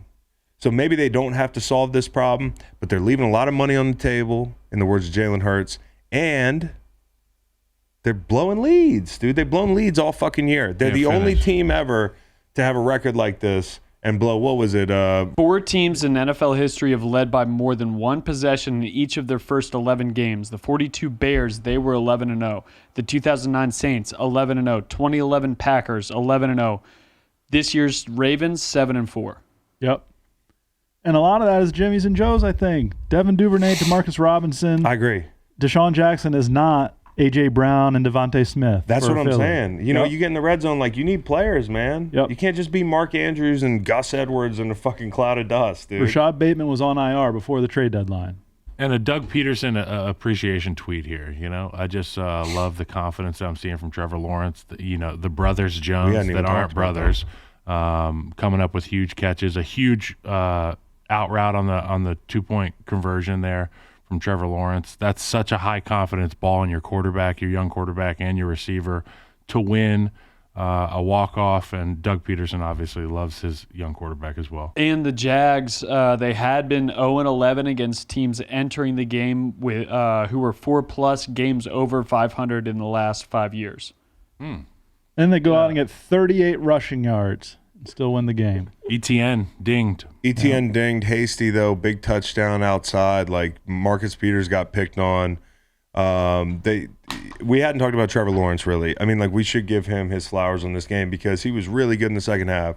He was throwing to so many Joneses. I mean, that's what I'm saying, dude. It's hard. I'm looking at my notes. I'm like, Zay Jones was the one that caught 2 big balls on those 2 respective late drives into the red zone. And then obviously getting the shin down or whatever the fuck that was. Shin. Yeah, I didn't even know. I learned something. No, I mean, I knew, but I didn't know it could be technically the space right above the side of your ankle. Yeah. Is the shin. Ankle. I thought it was the side of my leg. They need to clean that up a little bit. Tibialis. Tibialis. Because I was convinced, the Ravens were going to win that game when I first saw it. But those throws were awesome that he made down the stretch. And it wasn't how, like I said earlier, Justin Herbert, there was a tip ball, there was almost a pick. Trevor Lawrence, when he almost throws a pick, it scares the fuck out of me. I'm like, don't throw it again. And he had a near pick at the end of that game, but he just kept shooting, shoot, and he was great, man. And Doug Peterson, what I love about him? Some coaches, you ask them hey, what goes into that decision. Like, well, let me show you all my math, and I'm so fucking smart. Doug Peterson was like, well, the guys liked it. Yeah. Guys wanted to go for 2. Love it. I want to play for that guy. I'm driving a $1 billion automobile. Not $1 billion, the Jaguars. I'm letting the passengers figure it out. And hey, where do you want to go? You need beef jerky and dip? Yeah, 5 stars. You need some Zen? Fuck it. By the way, I think Zen keeping me awake at night. Yeah. Nicotine all day keeps you awake at night? Can, if you're craving it at night. I don't dip within 30 minutes of bedtime. Oh, I dip every night before bedtime, and I go to sleep like It literally keeps us awake in meetings. my body clock's all fucked up. All right, so yeah, more on the body clock later. How about best of the rest? Jets versus Chicago. Oh, lone bright spot. Winner. Winner. Jack Sanborn appreciation tweet. 15 tackles, Chicago native, Wisconsin Badger, filling in for Roquan the last few weeks. Hey, It's Luke the lone Fickle. bright spot. That's a great hire. Luke Fickle. It's a great hire by the Badgers. Congratulations. It's a great hire. I know nothing about Luke Fickle. Yeah. No, Luke Fickle. Cincinnati. That is a great hire. Matt Wins Rule a bunch might of be a better games. hire. I don't know. We'll ask Nicole Auerbach in a couple minutes. Nice. It's a good Okay, team. so Robert Saleh, no rain gear. Just a hoodie. Alpha. Just getting wet. Bro, I think his bald head was just getting precipitated on. There's no repellent in that hoodie. Guy's a total fucking man out there with no rain gear. Zach Wilson dry. Robert Saleh has never asked for directions. Never. Why would he? He's all man. Knows where he's going. He's all man. Figure it out. Yeah. He'll figure it out. Jets Bears in the first half, bro. And when I say I had a lot on the Jets money line, I'll say a lot. I got into some guy on Twitter. He was like, "Hey, grow some balls and bet the Jets money." I said, "Bro, this is literally riskier." He's like, "Doesn't seem like it." I'm like, "Let me break this down for you." The odds are minus 300 something. Yep. Okay, because on my way into work, I heard that Nathan Peterman was starting. That turned out to be a lie. The DNA test said that it was Trevor Siemian, not Nathan Peterman got hurt. David Montgomery was in line to be the emergency quarterback. Yeah. That would have been great. I would have A lot of fun. I would have put so much. I would have put an irresponsible amount of funds on that. All right, so I mean, like when they went back shoulder to Claypool on Sauce Gardner to the red zone, and then Reed got dunked on by Pringle, like I was fucking shook, petrified, and I know Jets fans were too, because you're like, God damn it, we just blew up the second pick. Like we just blew up, we just exploded him, right? We're like, yeah, you can't play here anymore. And then the new guy, Mike White, comes out, and you're down to the fucking Bears and Trevor Siemian, and Getsy's carving you up. By the way, I love that Luke Getsy. But, they made some big plays. And, when Man dropped the field goal, did you see the holder? Of course you saw the holder drop the field goal. It was like the rain was turning on and off. There were Buffalo Wild Wingsing this game, dude. Truman Show. Yeah, it was the Truman Show out there. Bring the rain. Yeah. Hey, I woke up my daughter this morning and she said, "More rain." And then we opened up her shade, and then she said, "No more rain." Yeah, well, thank God it's over, because the Bears in the rain scared the figured it shit out. out of me. Yeah. Did the Bears in the rain scare her too? Because every time the Bears show up in a rain game spot, they play above their heads, and I forgot about that. Remember the Niners? Yeah. And then there was another one too during the year where Fair weather. it's just bare weather. Moment of silence for Darnell Mooney. Moment of silence for Eddie Jackson. Both injured at MetLife. God damn, Kyle. Thank Okay. you. I didn't really execute that moment of Okay. silence. White Mike to Garrett Wilson, 54 yards. Oh, that felt so good. That felt so good. All right. Yeah, good for the Jets, man. Aided I don't know by if a Mike man White's down. the guy going forward. Do you play Mike White going forward? Yes. You got to play him until he doesn't play well. This is a sure. hot see how he team fares now. against a real defense. This is legitimately a hot hand. Hey, hold on. Hey, hold on a minute, player. I think it is a bit of overreaction Monday. I think Zach Wilson is still the guy, honestly, but you have to test the waters with Mike White against a real team and some stiffer competition defensively before you can really make a long-term season decision. Zach Wilson, Mike White, total manifestation of the guy she told you not to worry about meme. Yes. Guy looks like he drives a Honda Civic. You know, The juxtaposition of and he's just picking your girl up. Not banging any of your mom's friends Exactly. because he's focused on winning football games. So the Jets' current passing touchdown stats: Joe Flacco, 5 touchdowns in 3 games. Zach Wilson, 4 touchdowns, 7 games. Mike White, 3 touchdowns in 39 minutes. Also, QBs to throw 3 touchdowns and average 9 yards per attempt in 2 of their 4 career starts: Kurt Warner, Patrick Mahomes, Mike White. It was the Patriots in the rain. That's who it was. It was the Niners. It was the Patriots in the rain. Mike White in the rain, 3 touchdowns. big hands. 6'5", 220 out of Western Kentucky. Is he White Mike. 6'5", 220? That's right. Yeah, Him deceptively and Joe so. Flacco are just walking With around. the real close crop. Close crop. Yeah. Dude's a stud. Mike White, hot or not, Make? Not, unfortunately. The guy she told you not to worry about, But though. that's coming from a not hot guy. So, game recognized game. Okay. Cool. What else is there? Raiders, Seahawks. Oh, fuck. Walk off. Seahawks, man. Needed that Can't stop the Seahawks. run right now. Hey, listen. Like a Pac-12 team. Yeah, honestly, it was like a Pac-12 game. And, Josh Jacobs finished the game with, 1 million yards, but 82 of them came in overtime. I don't know, man. The Seahawks might want to get this thing shored up. For sure. Especially if they want to be serious. Jacobs had never had a touchdown run longer than 28 yards.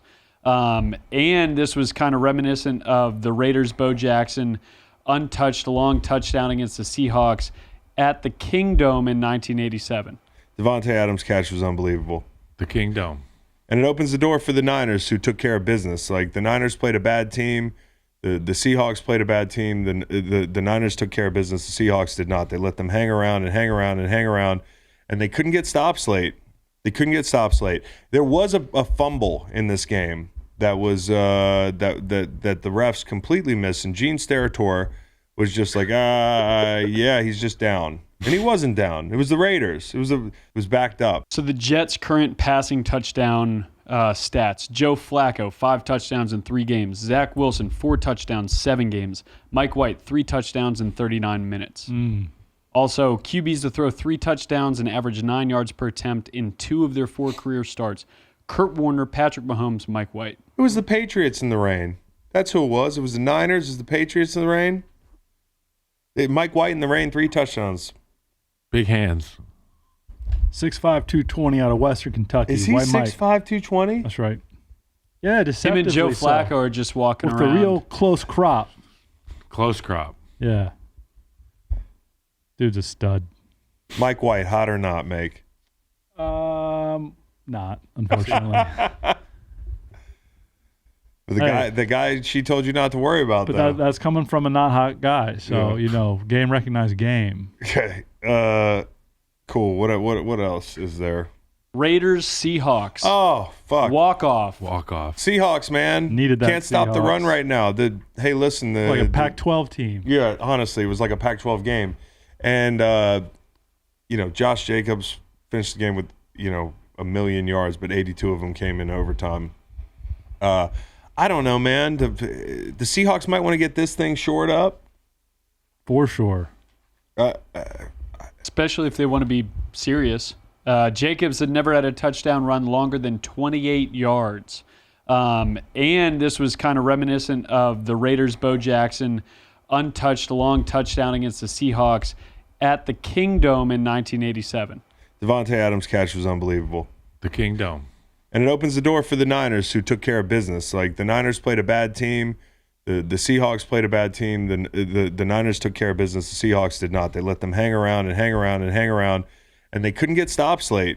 There was a fumble in this game that was that the refs completely missed, and Gene Steratore was just like, yeah, he's just down. And he wasn't down. It was the Raiders. It was backed up. All right, let's do our one word for Commanders versus Falcons. I got a few words. Young Hui Koo and Kendall Fuller.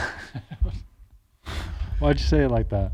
because that's how I've heard it pronounced on the broadcast. And I was surprised because I've been saying Young Hoku. Yeah, congrats to you for not saying Young Hoku. Nate Collins is still saying Young Hoku. It's Young Hoku. He's been working in football for a couple years now. My word? Fuck, who saw it? I did because I was on Atlanta. My word's run, as in run the damn ball. That's what you do. That's all you really can do. And then you throw it in the very low red. First of all, Washington's just taken its last time out. You're down 6, 19-13 with a minute left, and you throw it. It gets deflected and intercepted either in the end zone or just outside the goal line, and you lose the game. It's second down. At worst, you run the ball. You run another 40 seconds off the clock. You're not going to give them any time. When you do, presumably score and kick the extra point, Youngway with the extra point to win it. I don't know about Rivera's decision to punt. Rivera's decision to punt and give them the ball back. What was it, 4th and 5 or something, or whatever it was, and they were in plus territory? They had an opportunity to put the game away. I know that, he is Riverboat Ron, so it's not like he's afraid to do it. And, the numbers were probably what did the 4th down decision bot say on that? The 4th down decision bot thought that they should go for it decidedly. 4th and 4, the Washington 46. 5 minutes to go, up 6. And the nice thing is, if you go for it there, and they punted, and the Vikings, I'm still stuck in Commanders Vikings. The Falcons catch the punt. Their starting field position on that drive was where? I don't remember, but it would have 16. been 16. So they needed all that clock. They damn near all of it. You would have had no chance to get back in that game had they scored a touchdown. If you're down a point or 2 points, I like my chances. Let's say if I have one timeout in 50 seconds. Yeah, they just did it against Indy. Everybody does it. It's like the new thing. It's the new thing. Like 2 chunk plays, kick a long field goal. Justin Tucker almost did it yesterday. We didn't even talk about that. The shit looked like it was on target. But Ron punts the ball, so they use the entire clock. And if you don't get that pick at the end of the game, it's effectively pretty much over. You get stopped on downs. If they're going to score, they're going to score quicker. Washington is in the playoffs as of today. Yeah. They would be at Minnesota. Washington 7-5. They have at Giants, by home Giants. So we did for real? Yeah, we did this whole thing. I do think they're for real in that they're going to go to the playoffs. Mm-hmm. I mean, I think they're going to. I actually like their ceiling better than the Giants' ceiling. I do too. They beat the Eagles in prime time at the Link. They're scrappy. They're tough. They can run the football. Heineke's got a little magic. They got a defensive front. They played better on the back end. I think, sorry for the gambling. Sorry for the line, Kyle. They're Destiny's Child. I think it's probably minus 150 that they split with the Giants, don't you think? But they're a little more like Kelly Rowland, really underrated. Which is a good place to be. be. The radar. Go ahead. Don't you think they split those two with the Giants? Maybe. And look at the playoff chances, the 538 playoff chances after this Always weekend. Wrong, 538. Yeah. 538 after this weekend put the Giants at 4. Well, Giants are currently at 49%, but the swings based upon the result of this game are crazy. We had them at some point, but if they're not in my notes, we don't have them. So if the Giants win against Washington, they go up to 72%. If they lose against Washington, they go all the way down to 26%. So huge inflection point for the season coming up. Huge. This weekend. By the way, this slate coming up is going to be just incredible. Like I counted 7 games I'm legitimately interested in. Don't even have to bet on them. No, that's not true. All right, how about Broncos-Panthers? What was said to Purcell to lead him to rage? Probably nothing. He just had enough of this shit, bro. You had enough of this. Here's my question to y'all. Okay, my word is what? With W-U-T? Like what? Sam Darnold, what? You lost to Sam Darnold, bro? He can sling it. No, I know he can, and he had some nice throws yesterday and everything, but this was a game between two teams that feel kind of like similar. You're like, the question mark is at quarterback, but one quarterback's a Hall of Famer, right? Yeah, one team was penciled into the playoffs by many as a wild card playoff team. Another was talking about worst record in the league potentially, and now it's just my word's colossal as in failure. Colossal failure. Hackett, Russ, that contract, the salary cap, no first round pick. You got to fire the coach. Fire Listen. the coach. And how about Brian Burns doing the Russell Wilson? That was sack? just Yeah. disrespectful. Let's bring Respect in to the Lord him. into Respect it. to Brian. Let's bring in the Lord into the disrespect. Oh yeah. You're not supposed to play with. That's God. a holy war. You're not supposed to play with God. Couple years in the dark here coming up, Cowboy. This is when you put the scaffolding up on the stadium, do some repairs. You're not going to be relevant for a little bit. It's all right. Fix the unis in these couple of years. We can do that. Lewis Hamilton will come in. He'll keep the Fire Broncos top of Nathaniel mind. Hackett. That's Yeah. the first thing. They're not but gonna we'll have do it. Lewis Hamilton doing laps around the They stadium. don't have the balls to do it. You think they do it? I think so, yeah. You got to ask Madden, their Madden coach. Yeah. Fuck. I think they do it. Ask somebody at Walmart. Unfortunately, because I love Thaniel. All right. Well, let me ask you this: does this affect his Hall of Fame chances? Russ? I think absolutely. sure. Yeah, that's strange. I had him as penciled in as like a sure thing, and now, what does this look like? What does the next fucking 5-6 years look like? Because you can't run, you can't quit, right? That's not in his DNA. He wants to play until he's 40. Yeah. So he's already told you, like, he can't say, like, I got old. He's already told you, I want to play till 40. Yep. That's kind of fucked up thing. You're supposed to under-promise, over-deliver. He's got this thing all wrong. Pulled up in a souped-up Jeep with his own jersey on or whatever it was, talking about playing till 40. 40. I'm in my prime.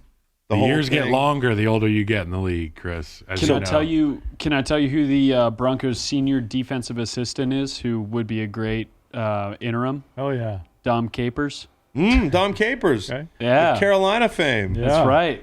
How old is he now? He's 72. Oh, my I'd love God. to see Dom Capers run around doing his best Jeff Saturday impression. I Yeah, just but got you don't want to. Oh, you don't have a pick. Never mind. Doesn't matter. Yeah, go ahead, try to win a game. I think the Broncos should bring Derek Wolfe back to coach I'm so in. to counter Jeff Saturday. I'm the biggest Yeah. Derek Wolf guy. And then there's just a two spot breaks out at midfield.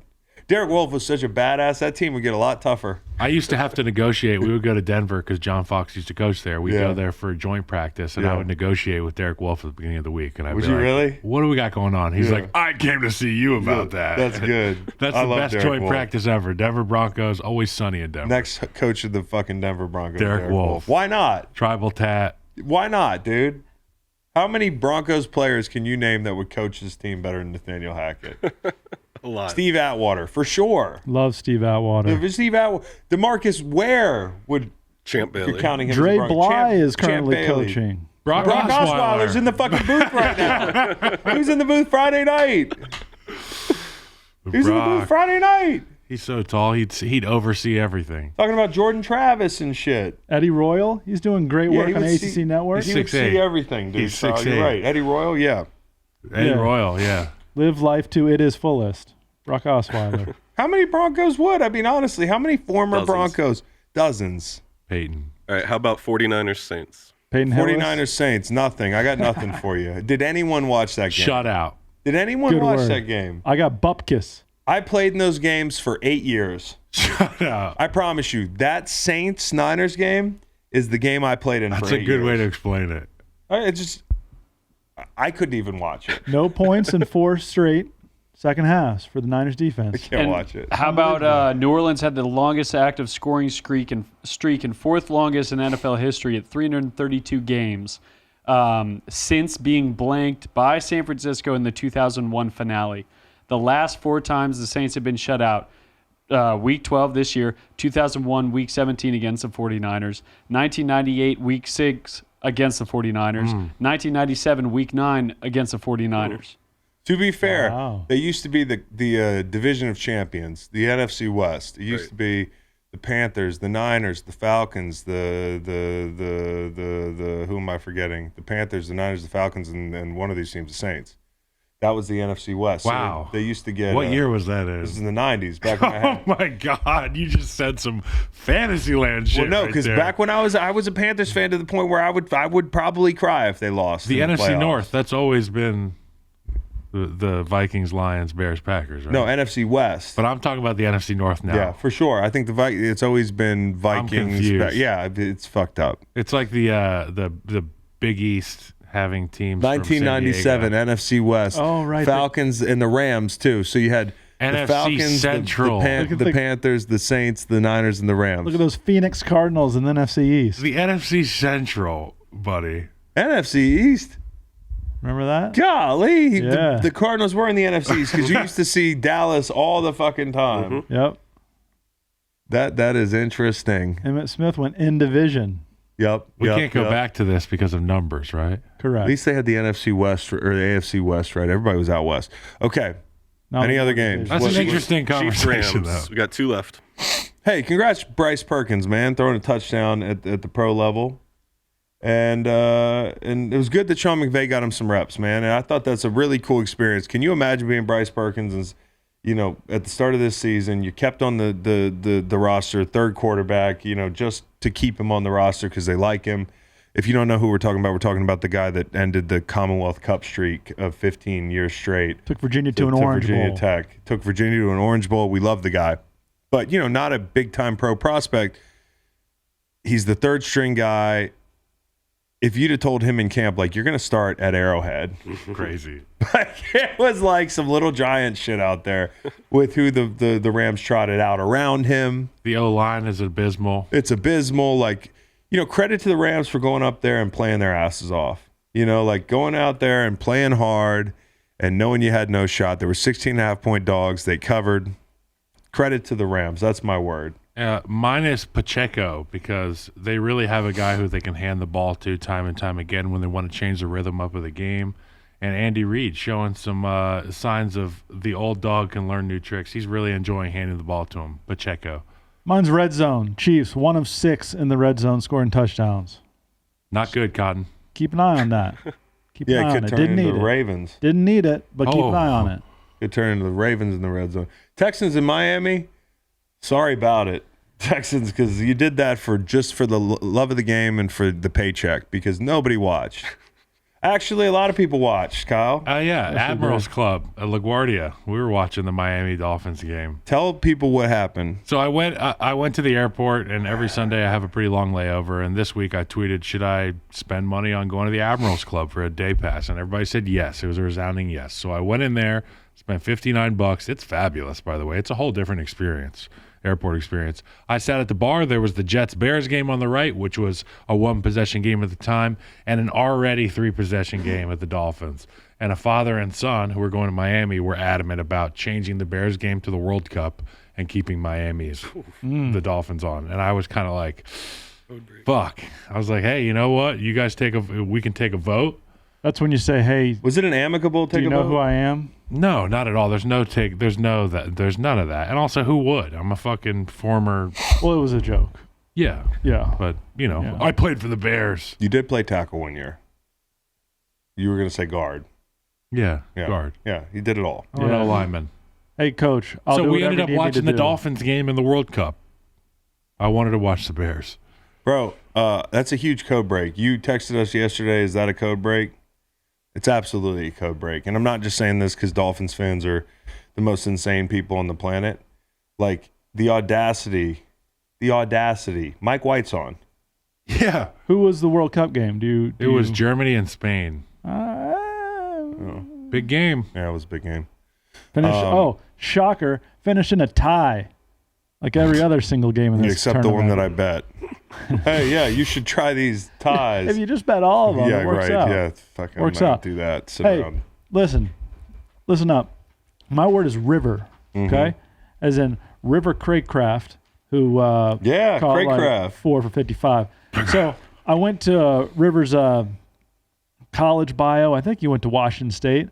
Get to see if he had any cool sibling names or whatever. Now he has a sister named Lexi and a brother named Skylar. Incidentally, Skylar started throwing passes for the Dolphins there at the end. But guess what? River's parents are named. Valley and Mountain. Nice guess. You're going to just ask me to Jack and Jill. Tracy. They are both named Tracy. No! Yes! Tracy. The Craycrafts are both named Tracy. No way. Tracy. Yes. What do they do with them when the mail comes? It's for Tracy Craycraft. That's tough. Spelled the same? That's tough. People opening each other's mail and shit. Same haircut? Is Tracy there? I don't know what the yes. Oh, yeah. Is Tracy there? Who the fuck is this? Oh, I'm just calling for you. Right. You know? Love letters in the mail. Yeah. All that stuff. Sounds like Taylor Lautner and his wife, who took whose name is Taylor and took his last name. So Taylor Lautner's married to Taylor Lautner. Wow. That is exactly what we're talking about. Yeah, that's another example. That's true of though, that. Reed. Yeah, it is. That true. was I had no idea. That's informative. Yeah. Of Twilight. As is Tracy and Tracy Craycraft. the Tracy's. The Tracy's Where are they from? Didn't get that. His, Tracyville. I don't know, but his cousin Cheyenne, she rode equestrian at Auburn. Okay. Cheyenne Craycraft. So it mentions here we got best plane ride, Chris. Kyle, at this point in the show, I don't care. I'm just going to be honest with you. Buffalo Bills, they finally got up out of Detroit.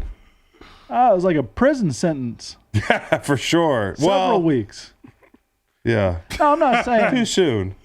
I'm not saying. Detroit's lovely. You want a geography lesson? It's like east and west of certain other cities, but you know, it's can be nice to get away for a bit, but then you got to get home Trying at to some point. backtrack and You just in case understand? if you go to Detroit, somebody snaps you in half walking down the street. I really like Ann Arbor. Bills get 2 wins in Detroit. Get to go home. First back-to-back wins in Detroit. Got him. Sorry, I didn't let you finish. Go ahead, finish the joke. First back-to-back wins in Detroit in like forever. Nice. There you go. Got him. That's good. Best plane ride? No idea. Okay, that's Kyle, pass. you got one? Las Vegas. I would imagine getting on the plane after a walk-off would be pretty awesome. In a Yeah. shootout like that. It'd be like a college game, kind of fun.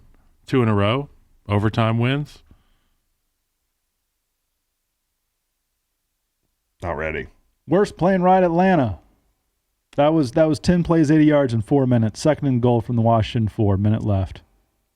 Worst plane ride would definitely be Baltimore coming down from Jacksonville. That's a pretty decent jaunt from down there near Neptune Beach. And also, you didn't finish. You didn't finish all day. We talked about red zone problems and a lot of finger pointing maybe on that plane. Guys, the Saints played in a fucking 4 p.m. in San Francisco. But we are didn't they- even know that are, though. yeah, are they trying? I mean, Andy Dalton's been trotting Trying out to get there home. most of the year. Falcons would have been in first place with a win. The Falcons. Yeah, that's crushing. And the way they lost that They would have game. been 6 and Yeah, 6. yeah. Talk about the Broncos ride home. There's a lot of bad plane rides this week. Mike including Purcell. the Patriots. It's fucking Thanksgiving. What is a catch? Thought about that. What is a catch? That's where this whole damn thing started. Damn Hunter Henry. No, it's not Hunter Henry's fault. It's it's the fucking zebra's fault. It's the people on TV that are gaslighting us. They'll show a fucking replay and then people will be like, yeah, no, it looks good. Like Gene Steratore yesterday. Yeah, well, you see he's clearly down. No, he's not. Gene? They're just avoiding conflict on air. Does Gene Steratore have a fucking cameo? Because I want to write him a note. I don't even want a video back. I just I want bet him he to- does have cameo. Remember when we FaceTime with Gene Steratore? We did. The like Elite 8 or something? Yeah, I was all hungover in Vegas and I was courtside with the radio team. you I faced said, hey, Gene Steratore, come here. And then we just had a nice little FaceTime. Yeah, because he remembers me from the field and we used to talk. And I like Gene Steratore. But what the fuck are you talking about, Gene? And then did you see the DK Metcalf review of that catch? Gene was like, catch. And I was like, Gene, what about when he rolls over and loses the ball? You're right, no catch. Well, at least just do that. Yeah. Do that, Gene. Okay. STL? St. Louis Memorial Award, I'm going to give it to A.J. Terrell, who was by all accounts, because you'd have to be a football junkie or have money on the commies to watch this game with the other options that were out there. But A.J. Terrell was putting the straps on Terry McLaurin. Balling in obscurity. Yeah. I got a receiver on a 4-8 team. Is that enough obscurity for you? That's Yeah, obscure. who's that? Christian Watson. Yeah. 22 catches, Yeah. 6 of them are touchdowns. And he was legitimately struggling early in the year. How about Lights come on. How about the guy at the Jackson State game who was smoking a rib? Did you see that? That was so cool. That guy might win St. Louis Memorial Award. A lot of people thought he was smoking drugs because he had a lighter up to an object in the stands. He was drying up. Not blood out. so. There was a rib that he was trying to heat up. That's amazing. Human beings are incredibly, what's the word? Resourceful. Resourceful. A lot of ingenuity on us. That was caveman style, lighting that It rib. was up. amazing. STL Memorial. Did you know that 69% or damn near close to it of their team sacks belongs to Max Crosby? So almost 70% of sack production for the Raiders is Max Crosby. The closest someone has been balled. to that is 1989 when Tim Harris did it for the Green Bay Packers. He balled. Since 1989, nobody has held the lion's share of sacks like Max Crosby for their team. No, I know. It's incredible. And, like, it just goes to show you, like, I don't know. I remember at one point we were talking about him as being this kind of 5-8 sack a year guy. No, he's legitimately a 10 and a half right now. Like, people understand he's doing well, but that stat speaks to how well. Yep. And relative to how poorly they're playing around him. You know, that was a good fact. Do you know that Greg Roman dyes his goatee? So does Ryan Day. Yeah. I think. Bad week for people who are dyeing their goatees. Yeah. I mean, Ryan Day took an L. Roman, we can't get the red zone going. Just for men. I love Greg Roman. I want to see them turn it around. What's the next mention? Hollow Man. Oh, Hollow Man. Hard to beat the guy who fucking ran over the snapper and the game ended like that.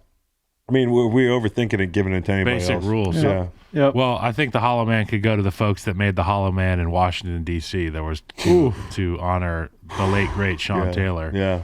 That's worse, actually. Worse than losing a football I game. think we got some explaining to do. I mean, if that's Listen. what you're going to do, don't hype it at all. Don't announce you're unveiling a statue.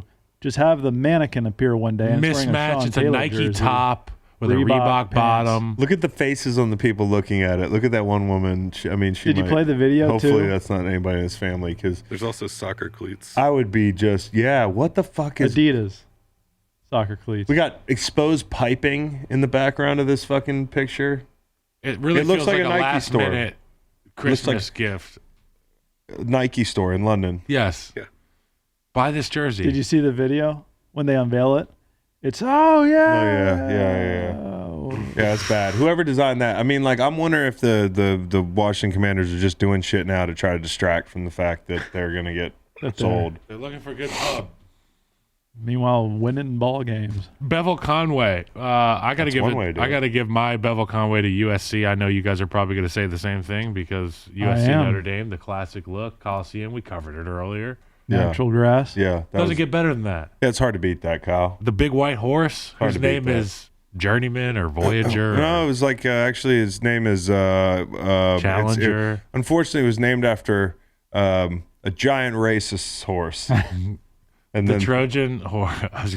Traveler. Yeah. Voyager. Yeah. And I think it was... Whose horse was it? Matt, you're the historian. Charlton It's Heston. the symbol of ancient Troy. Is it? Or is it Robert E. Lee's horse? Yeah. I think Robert E. Lee's horse was named Traveler. Yeah, you got to kind of retire a horse's named Traveler. They were like, let's go ride until they have slavery again. That was his whole... But according to Google, Southern Cal's Traveler is 1 L, whereas Robert E. Lee's Right. has 2 Oh, they found a Ls. loophole. Yep. They found a loophole. Robert E. Lee catching more L's. Am I imagining shit? Didn't we talk about this for like a calendar Yes. year? Yes. Viewing party, it's Sean Payton season. He gets to start Chargers. picking where he wants to be. Chargers. But at what record can Brandon Staley not be fired? I don't know, 10-7? but Chargers. It would be great. Listen, Kyle, got nothing against Brandon Staley. It's a production business. Yeah, absolutely. I'm right Justin there with Herbert's you. fucking 21 and I'd 22. love to see Sean Payton coach that young man. Yeah. I'm not saying fire him. Viewing party. Hey, you want to let just- Sean Payton be the coach? You can be the DC. You can be the DC. Like Hugh Freeze needs to call Cadillac Williams today. Yes. I got a viewing party. I'd like to have been in the hot tub at Jacksonville, watching that one. It was a hoot of a ball game. You know, a lot of highs, a lot of lows. Do they have a hot tub? I would imagine they have I a think hot it's just a tub. pool. But if they had a hot tub, that would sound good too. Yeah, Oh, so really? that's fine. Because I got one just Yeah. down the way if you Yeah. want to share a tub. I'm It's good. getting colder. Uh-huh. We can talk about our lives, Yeah, there's not much going. have a wine. There Have was a a wine lot and a going, and tub. then the Thanksgiving break ended. I have a fly on the wall as well. I would have loved to have been Ravens ownership / management when they saw Lamar's tweet that. Okay. Boy, shut the fuck up. Y'all be capping too much on this app. Motherfucker never smelt the football field, never did shit but eat dick. Exclamation. What? You know, it's I not like feel he you. quote tweeted him. He put it in the replies. Yeah, he replied. You know, like, Oh, yeah. In response to when someone's asking for over $250 million guaranteed, like Lamar is, games like this should not come to Justin Tucker. Let Lamar walk, spend that money on a well-rounded team. Well, listen, the guy's not wrong about the first part, but this is one game. We'll judge him at the end of the season. I'm not talking about Lamar. In about 5 I'm and Team 12 Lamar here. Somebody else. No, but what I'm talking about is the first one. Is like, if you're going to play like that, you can't negotiate for what he's trying to negotiate for. You can't ask for what he's trying to ask for. You have to hit these throws. But this isn't who he is. You know, I really don't believe that. And he's got a chance to finish the year strong. Game balls. Miles Sanders, 143 yards on the ground, 2 touchdowns, caught a few too. Jacoby Brissett. That running game's excellent. Didn't play, you know, out of control good, but this week he has to hand the football over to Deshaun You Watson. gotta be careful what you say Yeah. with Deshaun. Well, Can't just hand him anything. Yeah.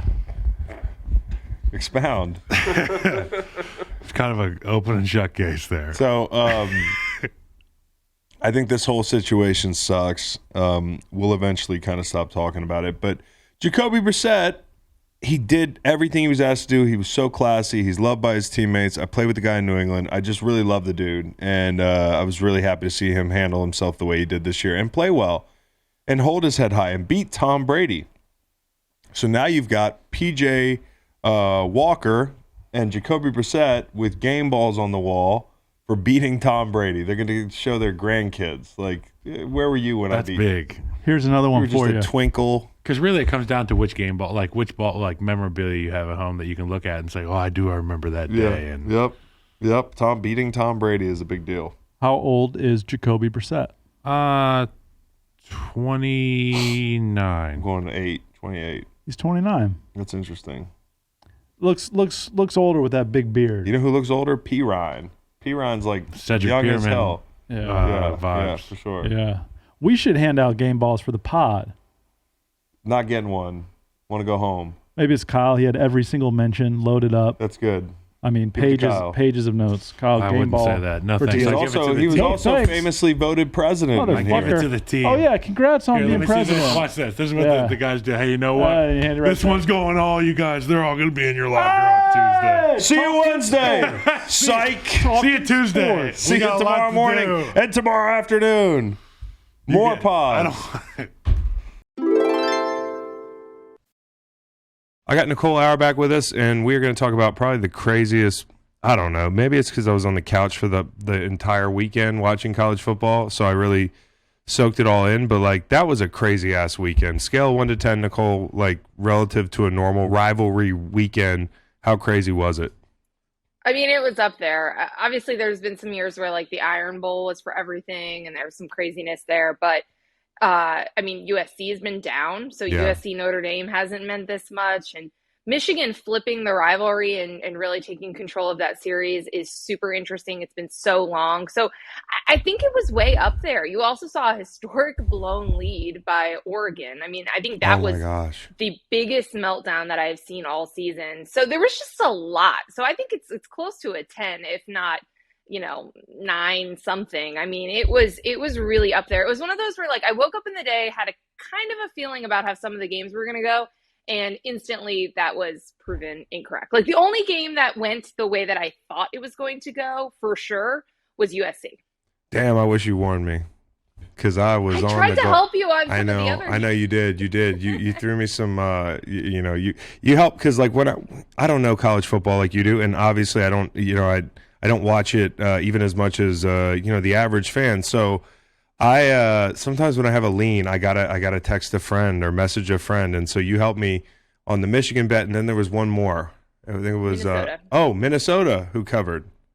Mm-hmm. Yeah, that was great. All things Big Ten, I'm going to you. So I'm looking at the playoff, and I'm saying to myself, what happens if Michigan loses? I don't think it's going to happen. I'm not suggesting that, but I know we've kind of run through the SC loss scenario. But how about Michigan losing to Purdue? Yeah, I don't think that would knock them out. So I Yeah. think Georgia and Michigan are in no matter what.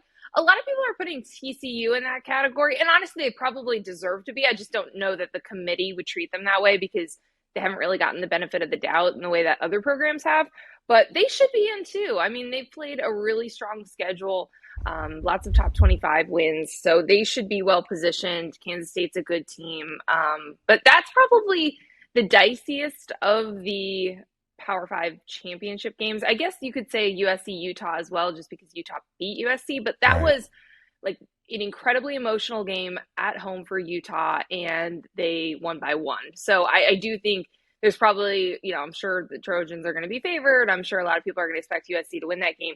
TCU feels like more of a toss-up. I would still put them in the playoff. I think right now we just saw a lot of people eliminate themselves. And like the best chance to come in as the backup, I think, is Ohio State. We'll actually see this week, because this is one week where it actually helps to watch the made-for-TV TV show on Tuesday night, because they're going to have to play their cards on Ohio State and Alabama, and just sort of like what happens if one of the top 4 messes up, because so many people are locked in and so many people aren't playing this weekend, so you won't really change this. So they should pretty much tell us on Tuesday if it's Ohio State as the backup option. What matchup would you be most excited about in the playoff? Well, I do think that as we're headed now, as it's squaring up now, it would be a Georgia-Michigan rematch in the championship game. Obviously, they played each other in the semis last year.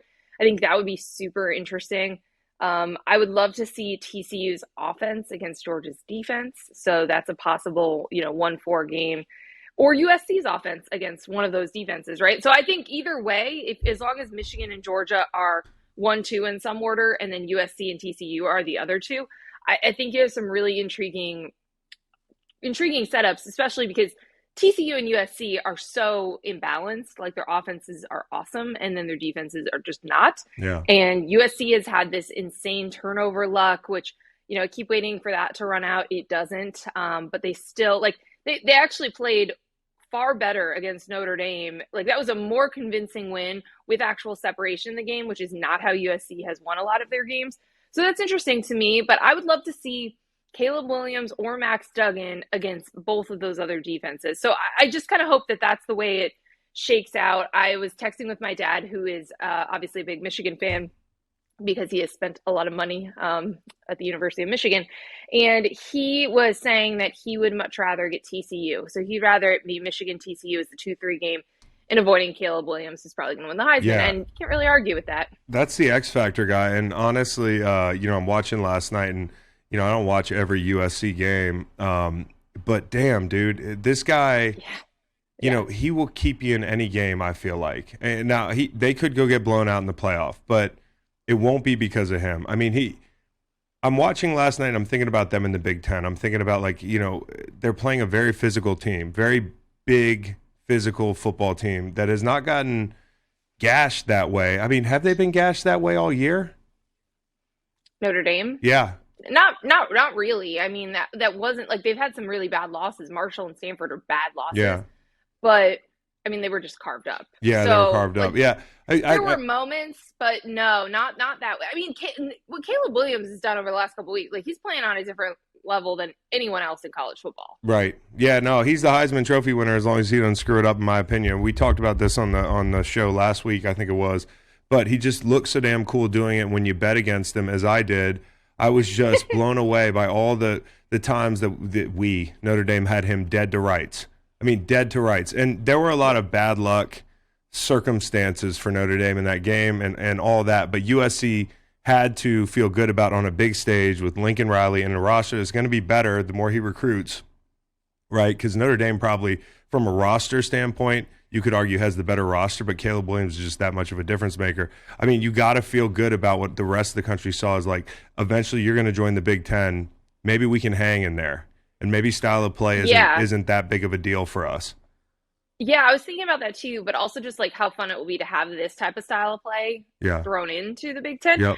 And also, with some of the new hires that a Matt Rule and a Luke Fickell joining the Big Ten, the roster of coaches is going to make this really, really interesting in different ways that these coaches like to win. But yeah, I mean, I'm the first to admit, I did not think USC would take this much of a step in year one. I know about all the turnover. I know that the transfer rules and NIL made it possible to add all of this talent. But I remember saying to myself when Jordan Addison transferred there, which as you remember, like that was a huge deal. Pat Narduzzi was accusing USC of tampering. It was right at the deadline. Like it was very dramatic. I remember thinking, well, I get what they're doing. They're trying to make sure that USC is a destination, but are they really like one receiver away from like the playoff? No. Like, I don't know. Like it's a good get, but like, is that really going to be the difference maker? Yeah. And as it turns out, like it may be because, you just another weapon for Caleb Williams, who is just incredible. I thought of you in the post game when they were trying to push him, Holly Rose trying to push him on the Heisman stuff. Yeah. And they were also showing the highlights of how his teammates literally like crowned him. And like, he did the Heisman thing. I caught him doing the Heisman thing in the second quarter. But he let his teammates literally like put a fake crown on his head and like drape him in a Superman cape. And I just thought of like how much you must have loved that because you think he's so cool. I do think he's so damn cool. I mean, he's so cool. I've never been more sure about a damn college quarterback being the real thing at the next level. I don't know. I'd have to go look back in the last 10 years. But just in watching him play 5 times this year, 5 times. Yeah. And definitely it's not just a USC thing, right? It's not the only place he's been. But, I mean, I'm sold. I don't see how you can't be. Again, like I don't think anyone's playing better than him. Yeah. I think people are now starting to wonder, is Bryce Young better than him? Like, no. Do you take Caleb Williams 1? Yes. Is he going to be QB1? I think I would out of the entire country. Yeah, it's Caleb Williams for me. Who's on upset alert the most this weekend? Is it TCU against Kansas State, SC and Utah? We've seen that movie before, or is it Michigan against Purdue? Who's played pretty well as of late? Yeah, I mean, I don't think it's really going to happen in the SEC or the Big Ten title game. These feel pretty lopsided, especially with LSU coming off a loss. Like Purdue has been very volatile. Like they have been really, really good, and then they've also been really, really bad. And it's possible that this turns into the game last year where Michigan just totally like stepped on Iowa early, and then it was just over. It's possible that game goes that way. We'll see. I think it's an exciting matchup. At least it's not Iowa, where it's a team that we've already seen play Michigan, and is painful to watch. But terrible. I think it's probably TCU. I think they already played K-State, which is one of the benefits of the 10-team Big 12 because they have actually played a true round robin. But in that game, that was Adrian Martinez went out. Will Howard played really well. And he's obviously been awesome for Kansas State. But they're just a really tough team. They just throttled Kansas. They have had some really big wins, like blowout wins this season. I think they're really good. I think they're really well coached. Chris Kleiman's done an incredible job there. So I think it's them because even though they have 3 losses, even though we can go through all of the losses. And by the way, the loss to Tulane, not bad at all. This is a team that's hosting in the AAC championship game. But, even though Kansas State has lost some of these games, I'm still like, is this the best team in the Big 12? It might, it might be. It might be. All season long. Yeah. So, that, I think it's probably the toughest possible matchup that TCU got. Again, I think they should have the wiggle room where they should be in regardless. But I also think that it's probably a good idea just to beat Kansas State. But I think it's an awesome matchup. I think that will be the best and closest game of championship weekend. Okay, so Matt Rule to Nebraska, Luke Fickell to Wisconsin. Which hire do you like better? I like both of them a lot. I particularly think the Wisconsin one is interesting because so many people thought it was going to be Jim Leonard, the interim, just getting promoted and kind of carrying over the way that Wisconsin has always been. Obviously, he was, had worked for Paul Chryst. He had played at Wisconsin. So I like zigging when other people thought you were just kind of going to zag in a straight line. But Matt Rule, I love Matt Rule, and I've known him for, dating back to his Temple days. And I just think that is a slam dunk hire from Nebraska's perspective because, there's no reason that Nebraska should have been struggling as long as it has, right? I know, in different eras of college football, it was always going to be easier when you could just kind of take walk-ons and build them into, offensive linemen and just kind of dominate people with the run. It was, I get why that was a better era for Nebraska, but they should kill it in NIL. There's no pro sports in this area. They have all of these resources and all this money and investment, and the fans are there. Like, they should be able to win. Although the Big Ten going away from divisions, which people expect, that is going to make it harder. But like, to me, if you hire the right coach, you should be able to win there. And Matt Rule turning around Temple, which is not an easy job, and then walking into Baylor after the Art Briles scandal, that was just absolutely not an easy job. And like, the entire transfer, the roster had transferred out, and just being willing to do that, and also doing that from Temple for, in Northeast, East Coast guy walking into Waco and doing that. Like, he has these relationships with these high school coaches in Texas that still exists to this day. He's been in the NFL for a few years. Yeah. They love him. And that's where they've Nebraska, struggled, right? They've struggled to grab kids from Texas, right? Since conference they realignment. left. Yeah, and that's a huge factor. And they're going to be able to get Texas kids, but they're also he's a great just a relationship builder, connector, communicator. I am interested, like, in the couple of years that he's been in the NFL, a lot has changed in college football, like NIL, transfer portal opening up. A lot of that stuff was not, like, we were trending in that direction when he was last in college, but it's not there now. But yeah, I mean, in terms of, like, if you're Nebraska, you needed a high profile name, but you also really needed a builder. Mm-hmm. And this is someone who has built in multiple difficult situations. And so that's what, like, this is what I want athletic directors to do. I want them to hire people who have won at places that are hard and have done it in multiple situations. So it's not like there was some magic fairy dust in one place and it only works there. Like Chris Kleiman, we're just talking about Kansas State. He was super successful at the Division III level. Lance Leipold, super successful at the Division III level. Like, you don't think that's going to translate? Yeah. Like, that's why I just wish people would hire this way. And so hiring Matt Rule is a big name, but it's also a builder, and it's someone who's done turnarounds before and knows how they work and where you have to start. And so I am really excited about that because, Nebraska has a real athletic director in place and a really, really good coach in place. And all of the support and the resources and everything like that is already there. So they should be able to turn this thing around. Wisconsin, I'm interested because, they need to up their resource level and their back end support, like their recruiting staff, NIL, all of those other staffing. Like when you look at a photo of Florida and you see the players and then you see a million staffers and like people who work under Billy Napier, like they need more of that and resources and all of that. So, I'm sure Luke Fickell is going to demand all of that, and he probably should. did. He's probably already agreed to. It's probably part of all of this, right? Yeah. And so I don't think he takes that job otherwise, but that's where they need to take that step. But that is a fascinating hire as well to me. And I just think this is already speaking to like that separation. Big Ten, the SEC are going to be bringing in so much more money, those schools. They're going to be able to go out and get the best coaches. And so these were two of the best coaches that were available. ACC coaches, we got to go find like D3 coaches who are also great, but not going to be as hot commodities. I like that, though. Honestly, I really do. I mean, you make a great point. Speaking of coaches coming from, like quote unquote lower divisions, Deion Sanders, like people are talking about him for the Colorado job. If I'm Deion, here's where I would pass on that job. You know what I mean? Like I don't know. Really hard job. It's a hard job. Yeah, I caught them yesterday. They were catching 35 at home against Utah.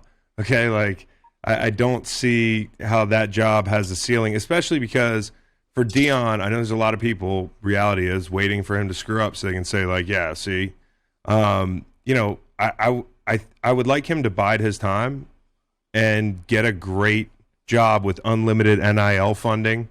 And at a program that can compete for championships, that as a fan of Deion. But I don't know what he wants. What do you think Deion wants, and do you see any good fits opening up for him in the near future? Yeah, it's interesting because I think, because his name had been bandied about because he wanted Florida State and Arkansas and some of these jobs, like people thought that this jump from, an HBCU to the Power Five was like preordained, but that's a huge jump. And so I think if Colorado is the school we're talking about, that means that some of these other big jobs were not ready to make that type of a jump and high risk, high reward type hire. So I'm with you. I mean, I would wait for a good job to open up. And I think it's always interesting because, when you talk to different coaches, they've all got lists, right? Of even within each conference, just because it's a Power 5 job, well, like, you're not set up to succeed, or like, here is what success is and it's capped here, or whatever that might be. Like, okay, so like, for example, let's ACC, Mike Elko taking the Duke job, probably not a good job. Like, other coaches would have said that's not a good Power 5 job because of these other teams in your conference, the academic restrictions that you're going to face, like all of these different things that are going to make it harder. It's a basketball school, right? Like, people would say all of these different things. He took it and they just won 8 games, right? So you can do it with the right coach, but Colorado's in a really tough situation. They've also got rules around transfers, like incoming transfers, and different pieces that have made it really challenging in the first place. But I see why they would be interested in Deion and all the excitement it would bring. There hasn't been excitement around Colorado, but I'm with you. I mean, I even think you take a good group of 5 job. Like, there's a lot of places where you're set up to win or contend in your conference, and that's what you want. You don't want to take a job that's a bottom feeder in a league. Like a Florida school or something. Like a South Florida, UCF or something, like somewhere, because regionally I think he would crush it. I think he would just crush it. I think the regional thing is important too. That's part of why I think Colorado, if I'm him, I'm a little hesitant, because I think he would just, he's clearly in a sweet spot in the Southeast, and like, you might as well. But maybe people were banking on, the Mike Norvell era not working out. Maybe that was going to be a place. But now that worked out. Like, Florida State has been one of the great stories this year. They really took that next step. Speaking of that, how good is Jordan Travis? Because if you just watched Jordan Travis the other night, I was like, damn, this guy is special. Yeah, no, he's been that good this year. What's you'll love this. I mean, I want you, when we're done here, when you're done with Sunday football, look up some clips of Jordan Travis and their offensive line last year, 2 years ago, because he took such a beating. Yeah. And obviously not all of that was on him. Like, the O-line has been an issue, which is why, like, Alec Atkins, the O-line coach, deserves a ton of credit. Yeah. But he didn't look very good. Like, people, again, it's like, who do you put the blame on? That's what I'm saying. I'm like, who is this guy? Yeah, but that's what's so cool. Like, this is why they're one of the great stories. Yeah. Like, it's the same quarterback, and now he's electrifying. He's had all these great wins for them this year. He's staying upright, right? Yeah. And, like, I remember EJ Manuel told me before the season, he's like, I think they're going to be better on the offensive line. And, like, if this kid can get protection, he's going to be really good. And I was like, okay, well, like, I mean, right? You're around this program. You've seen them in practice, whatever. And then it, like, really showed up. And it's just, I think that's what's really cool about programs taking the next step, when they do it with, like, the core guys who were there. And, like, he took such a beating, so many sacks, so many hits. So, no, I mean, like, what you saw is how he's played this year, especially at his best. But he's been really good this year. Yeah. It's been great to see. All right, last one here. Clemson, South Carolina. You hate to see it. You hate to see those guys down at Clemson lose games. Certainly hate to see Dabo running down the hill out in front of his team and losing at home. But is Clemson are we worried about Clemson, like, as a powerhouse? Is Clemson going to now be like a perennial 8-win team, or is their ceiling without Trevor Lawrence or Deshaun Watson something lower than we thought? First of all, I can tell that you're really torn up about Dabo. I hate seeing that. I can tell. Nicole, you hate to see a guy give it his all down that hill. And really, you just like watching him run down the hill before the game. I'm honestly kind of impressed. Here's what I was thinking about, Nicole. I was like, man, what a me guy. And then I was like, when I started to notice it, I was like, he never tears his hamstring. Like, he's never pulled his hamstring running down the hill, which is pretty damn impressive. I got to hand it to the guy. I don't like the guy, but got to hand to him. Like, because I was at Whole Foods the other day and had to hustle to cross the crosswalk. But I felt my hamstring. I was like, damn, dude. Did this in softball now. Did this in Whole Foods almost. And I'm thinking to myself, Dabo, kind of impressed. I agree. On the athleticism and the feats of athleticism that we see from him at every home game. Down the hill, over speed. No, I know. Running down a hill, not easy. Surprisingly difficult. So I think the questions about, like, existential questions are spot on. This is going to be a really difficult offseason for Clemson, because Dabo is so set in his ways, and a lot of the things he's been challenged on for a time it looked okay, and then now it doesn't, right? Yeah. And so everyone's wondering, okay, without a generational quarterback, without these long-term coordinators, right? Like we can talk about Brent Venables and what's going on at Oklahoma. Fans are very frustrated with their wins and loss totals this year. We took Tony, so so you lost Tony, you lost Venables. So in terms of play calling, development, the defense being like in like top 5 range versus being like top 25. Right. Like there's a difference. And so just sort of all of those different pieces, but then not using the portal, not embracing NIL, not really supporting like empowering players in this time. We could have a Coach K situation where, Coach K eventually came around to the new way of college athletics. He's going to have to. I think, well, that's where, like, again, I think it's these existential crisis topics, because it's like Dabo is going to have to decide if he's willing to adapt and change and embrace these things. And obviously the quarterback is a problem. He was answering questions about it because, again, they're still going to play an ACC championship game. Them in North Carolina totally backed into this. Like, it's going to be the least exciting of all the conference championship games. And he didn't like that he was getting asked, like, is DJ your quarterback? Why is DJ your quarterback, right? Like, but, this all just because things worked for a really long time and people could question him and it didn't matter.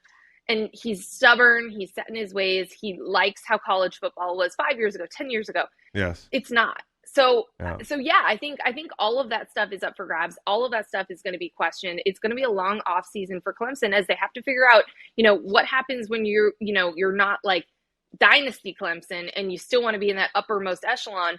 How do you stay there? How do you get there? Alley. And how do you, You got to lean on the bowling alley they have in the facility. That's just what I would do. And the slide. And the slide.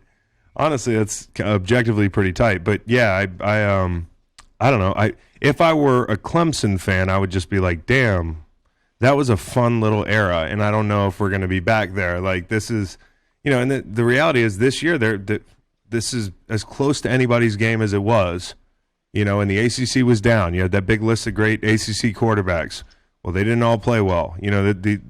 So this is the year that you could have backed into the playoff, and you didn't. Yeah. So Well, that's what I would be most concerned about, is that the rest of the ACC wasn't very good, and you still lost these games. And also, like, South Carolina, phenomenal 2 weeks for them, of course. Spencer Rattler, games of his life, and just awesome. Love Shane Beamer. We talked about last week's show was the Shane Beamer Fest. But, like, you knew that they were capable of this. They just did this to Tennessee, and then they beat you again. I mean, there were just a lot of questions. Clemson did not look like a great Clemson team this year, so I'm glad that they're not going to be in the playoff and get blown out in the playoff. But they got some problems, and, like, it's just, we've seen Nick Saban adapt. We've seen Nick Saban adjust to the times, and we have not seen Dabo do that. And it's easy to see that now last year wasn't just a blip. These are big picture questions that he's got to answer if they're going to stay at the top. Vegas was begging people to take South Carolina. They gave them 14.5 points.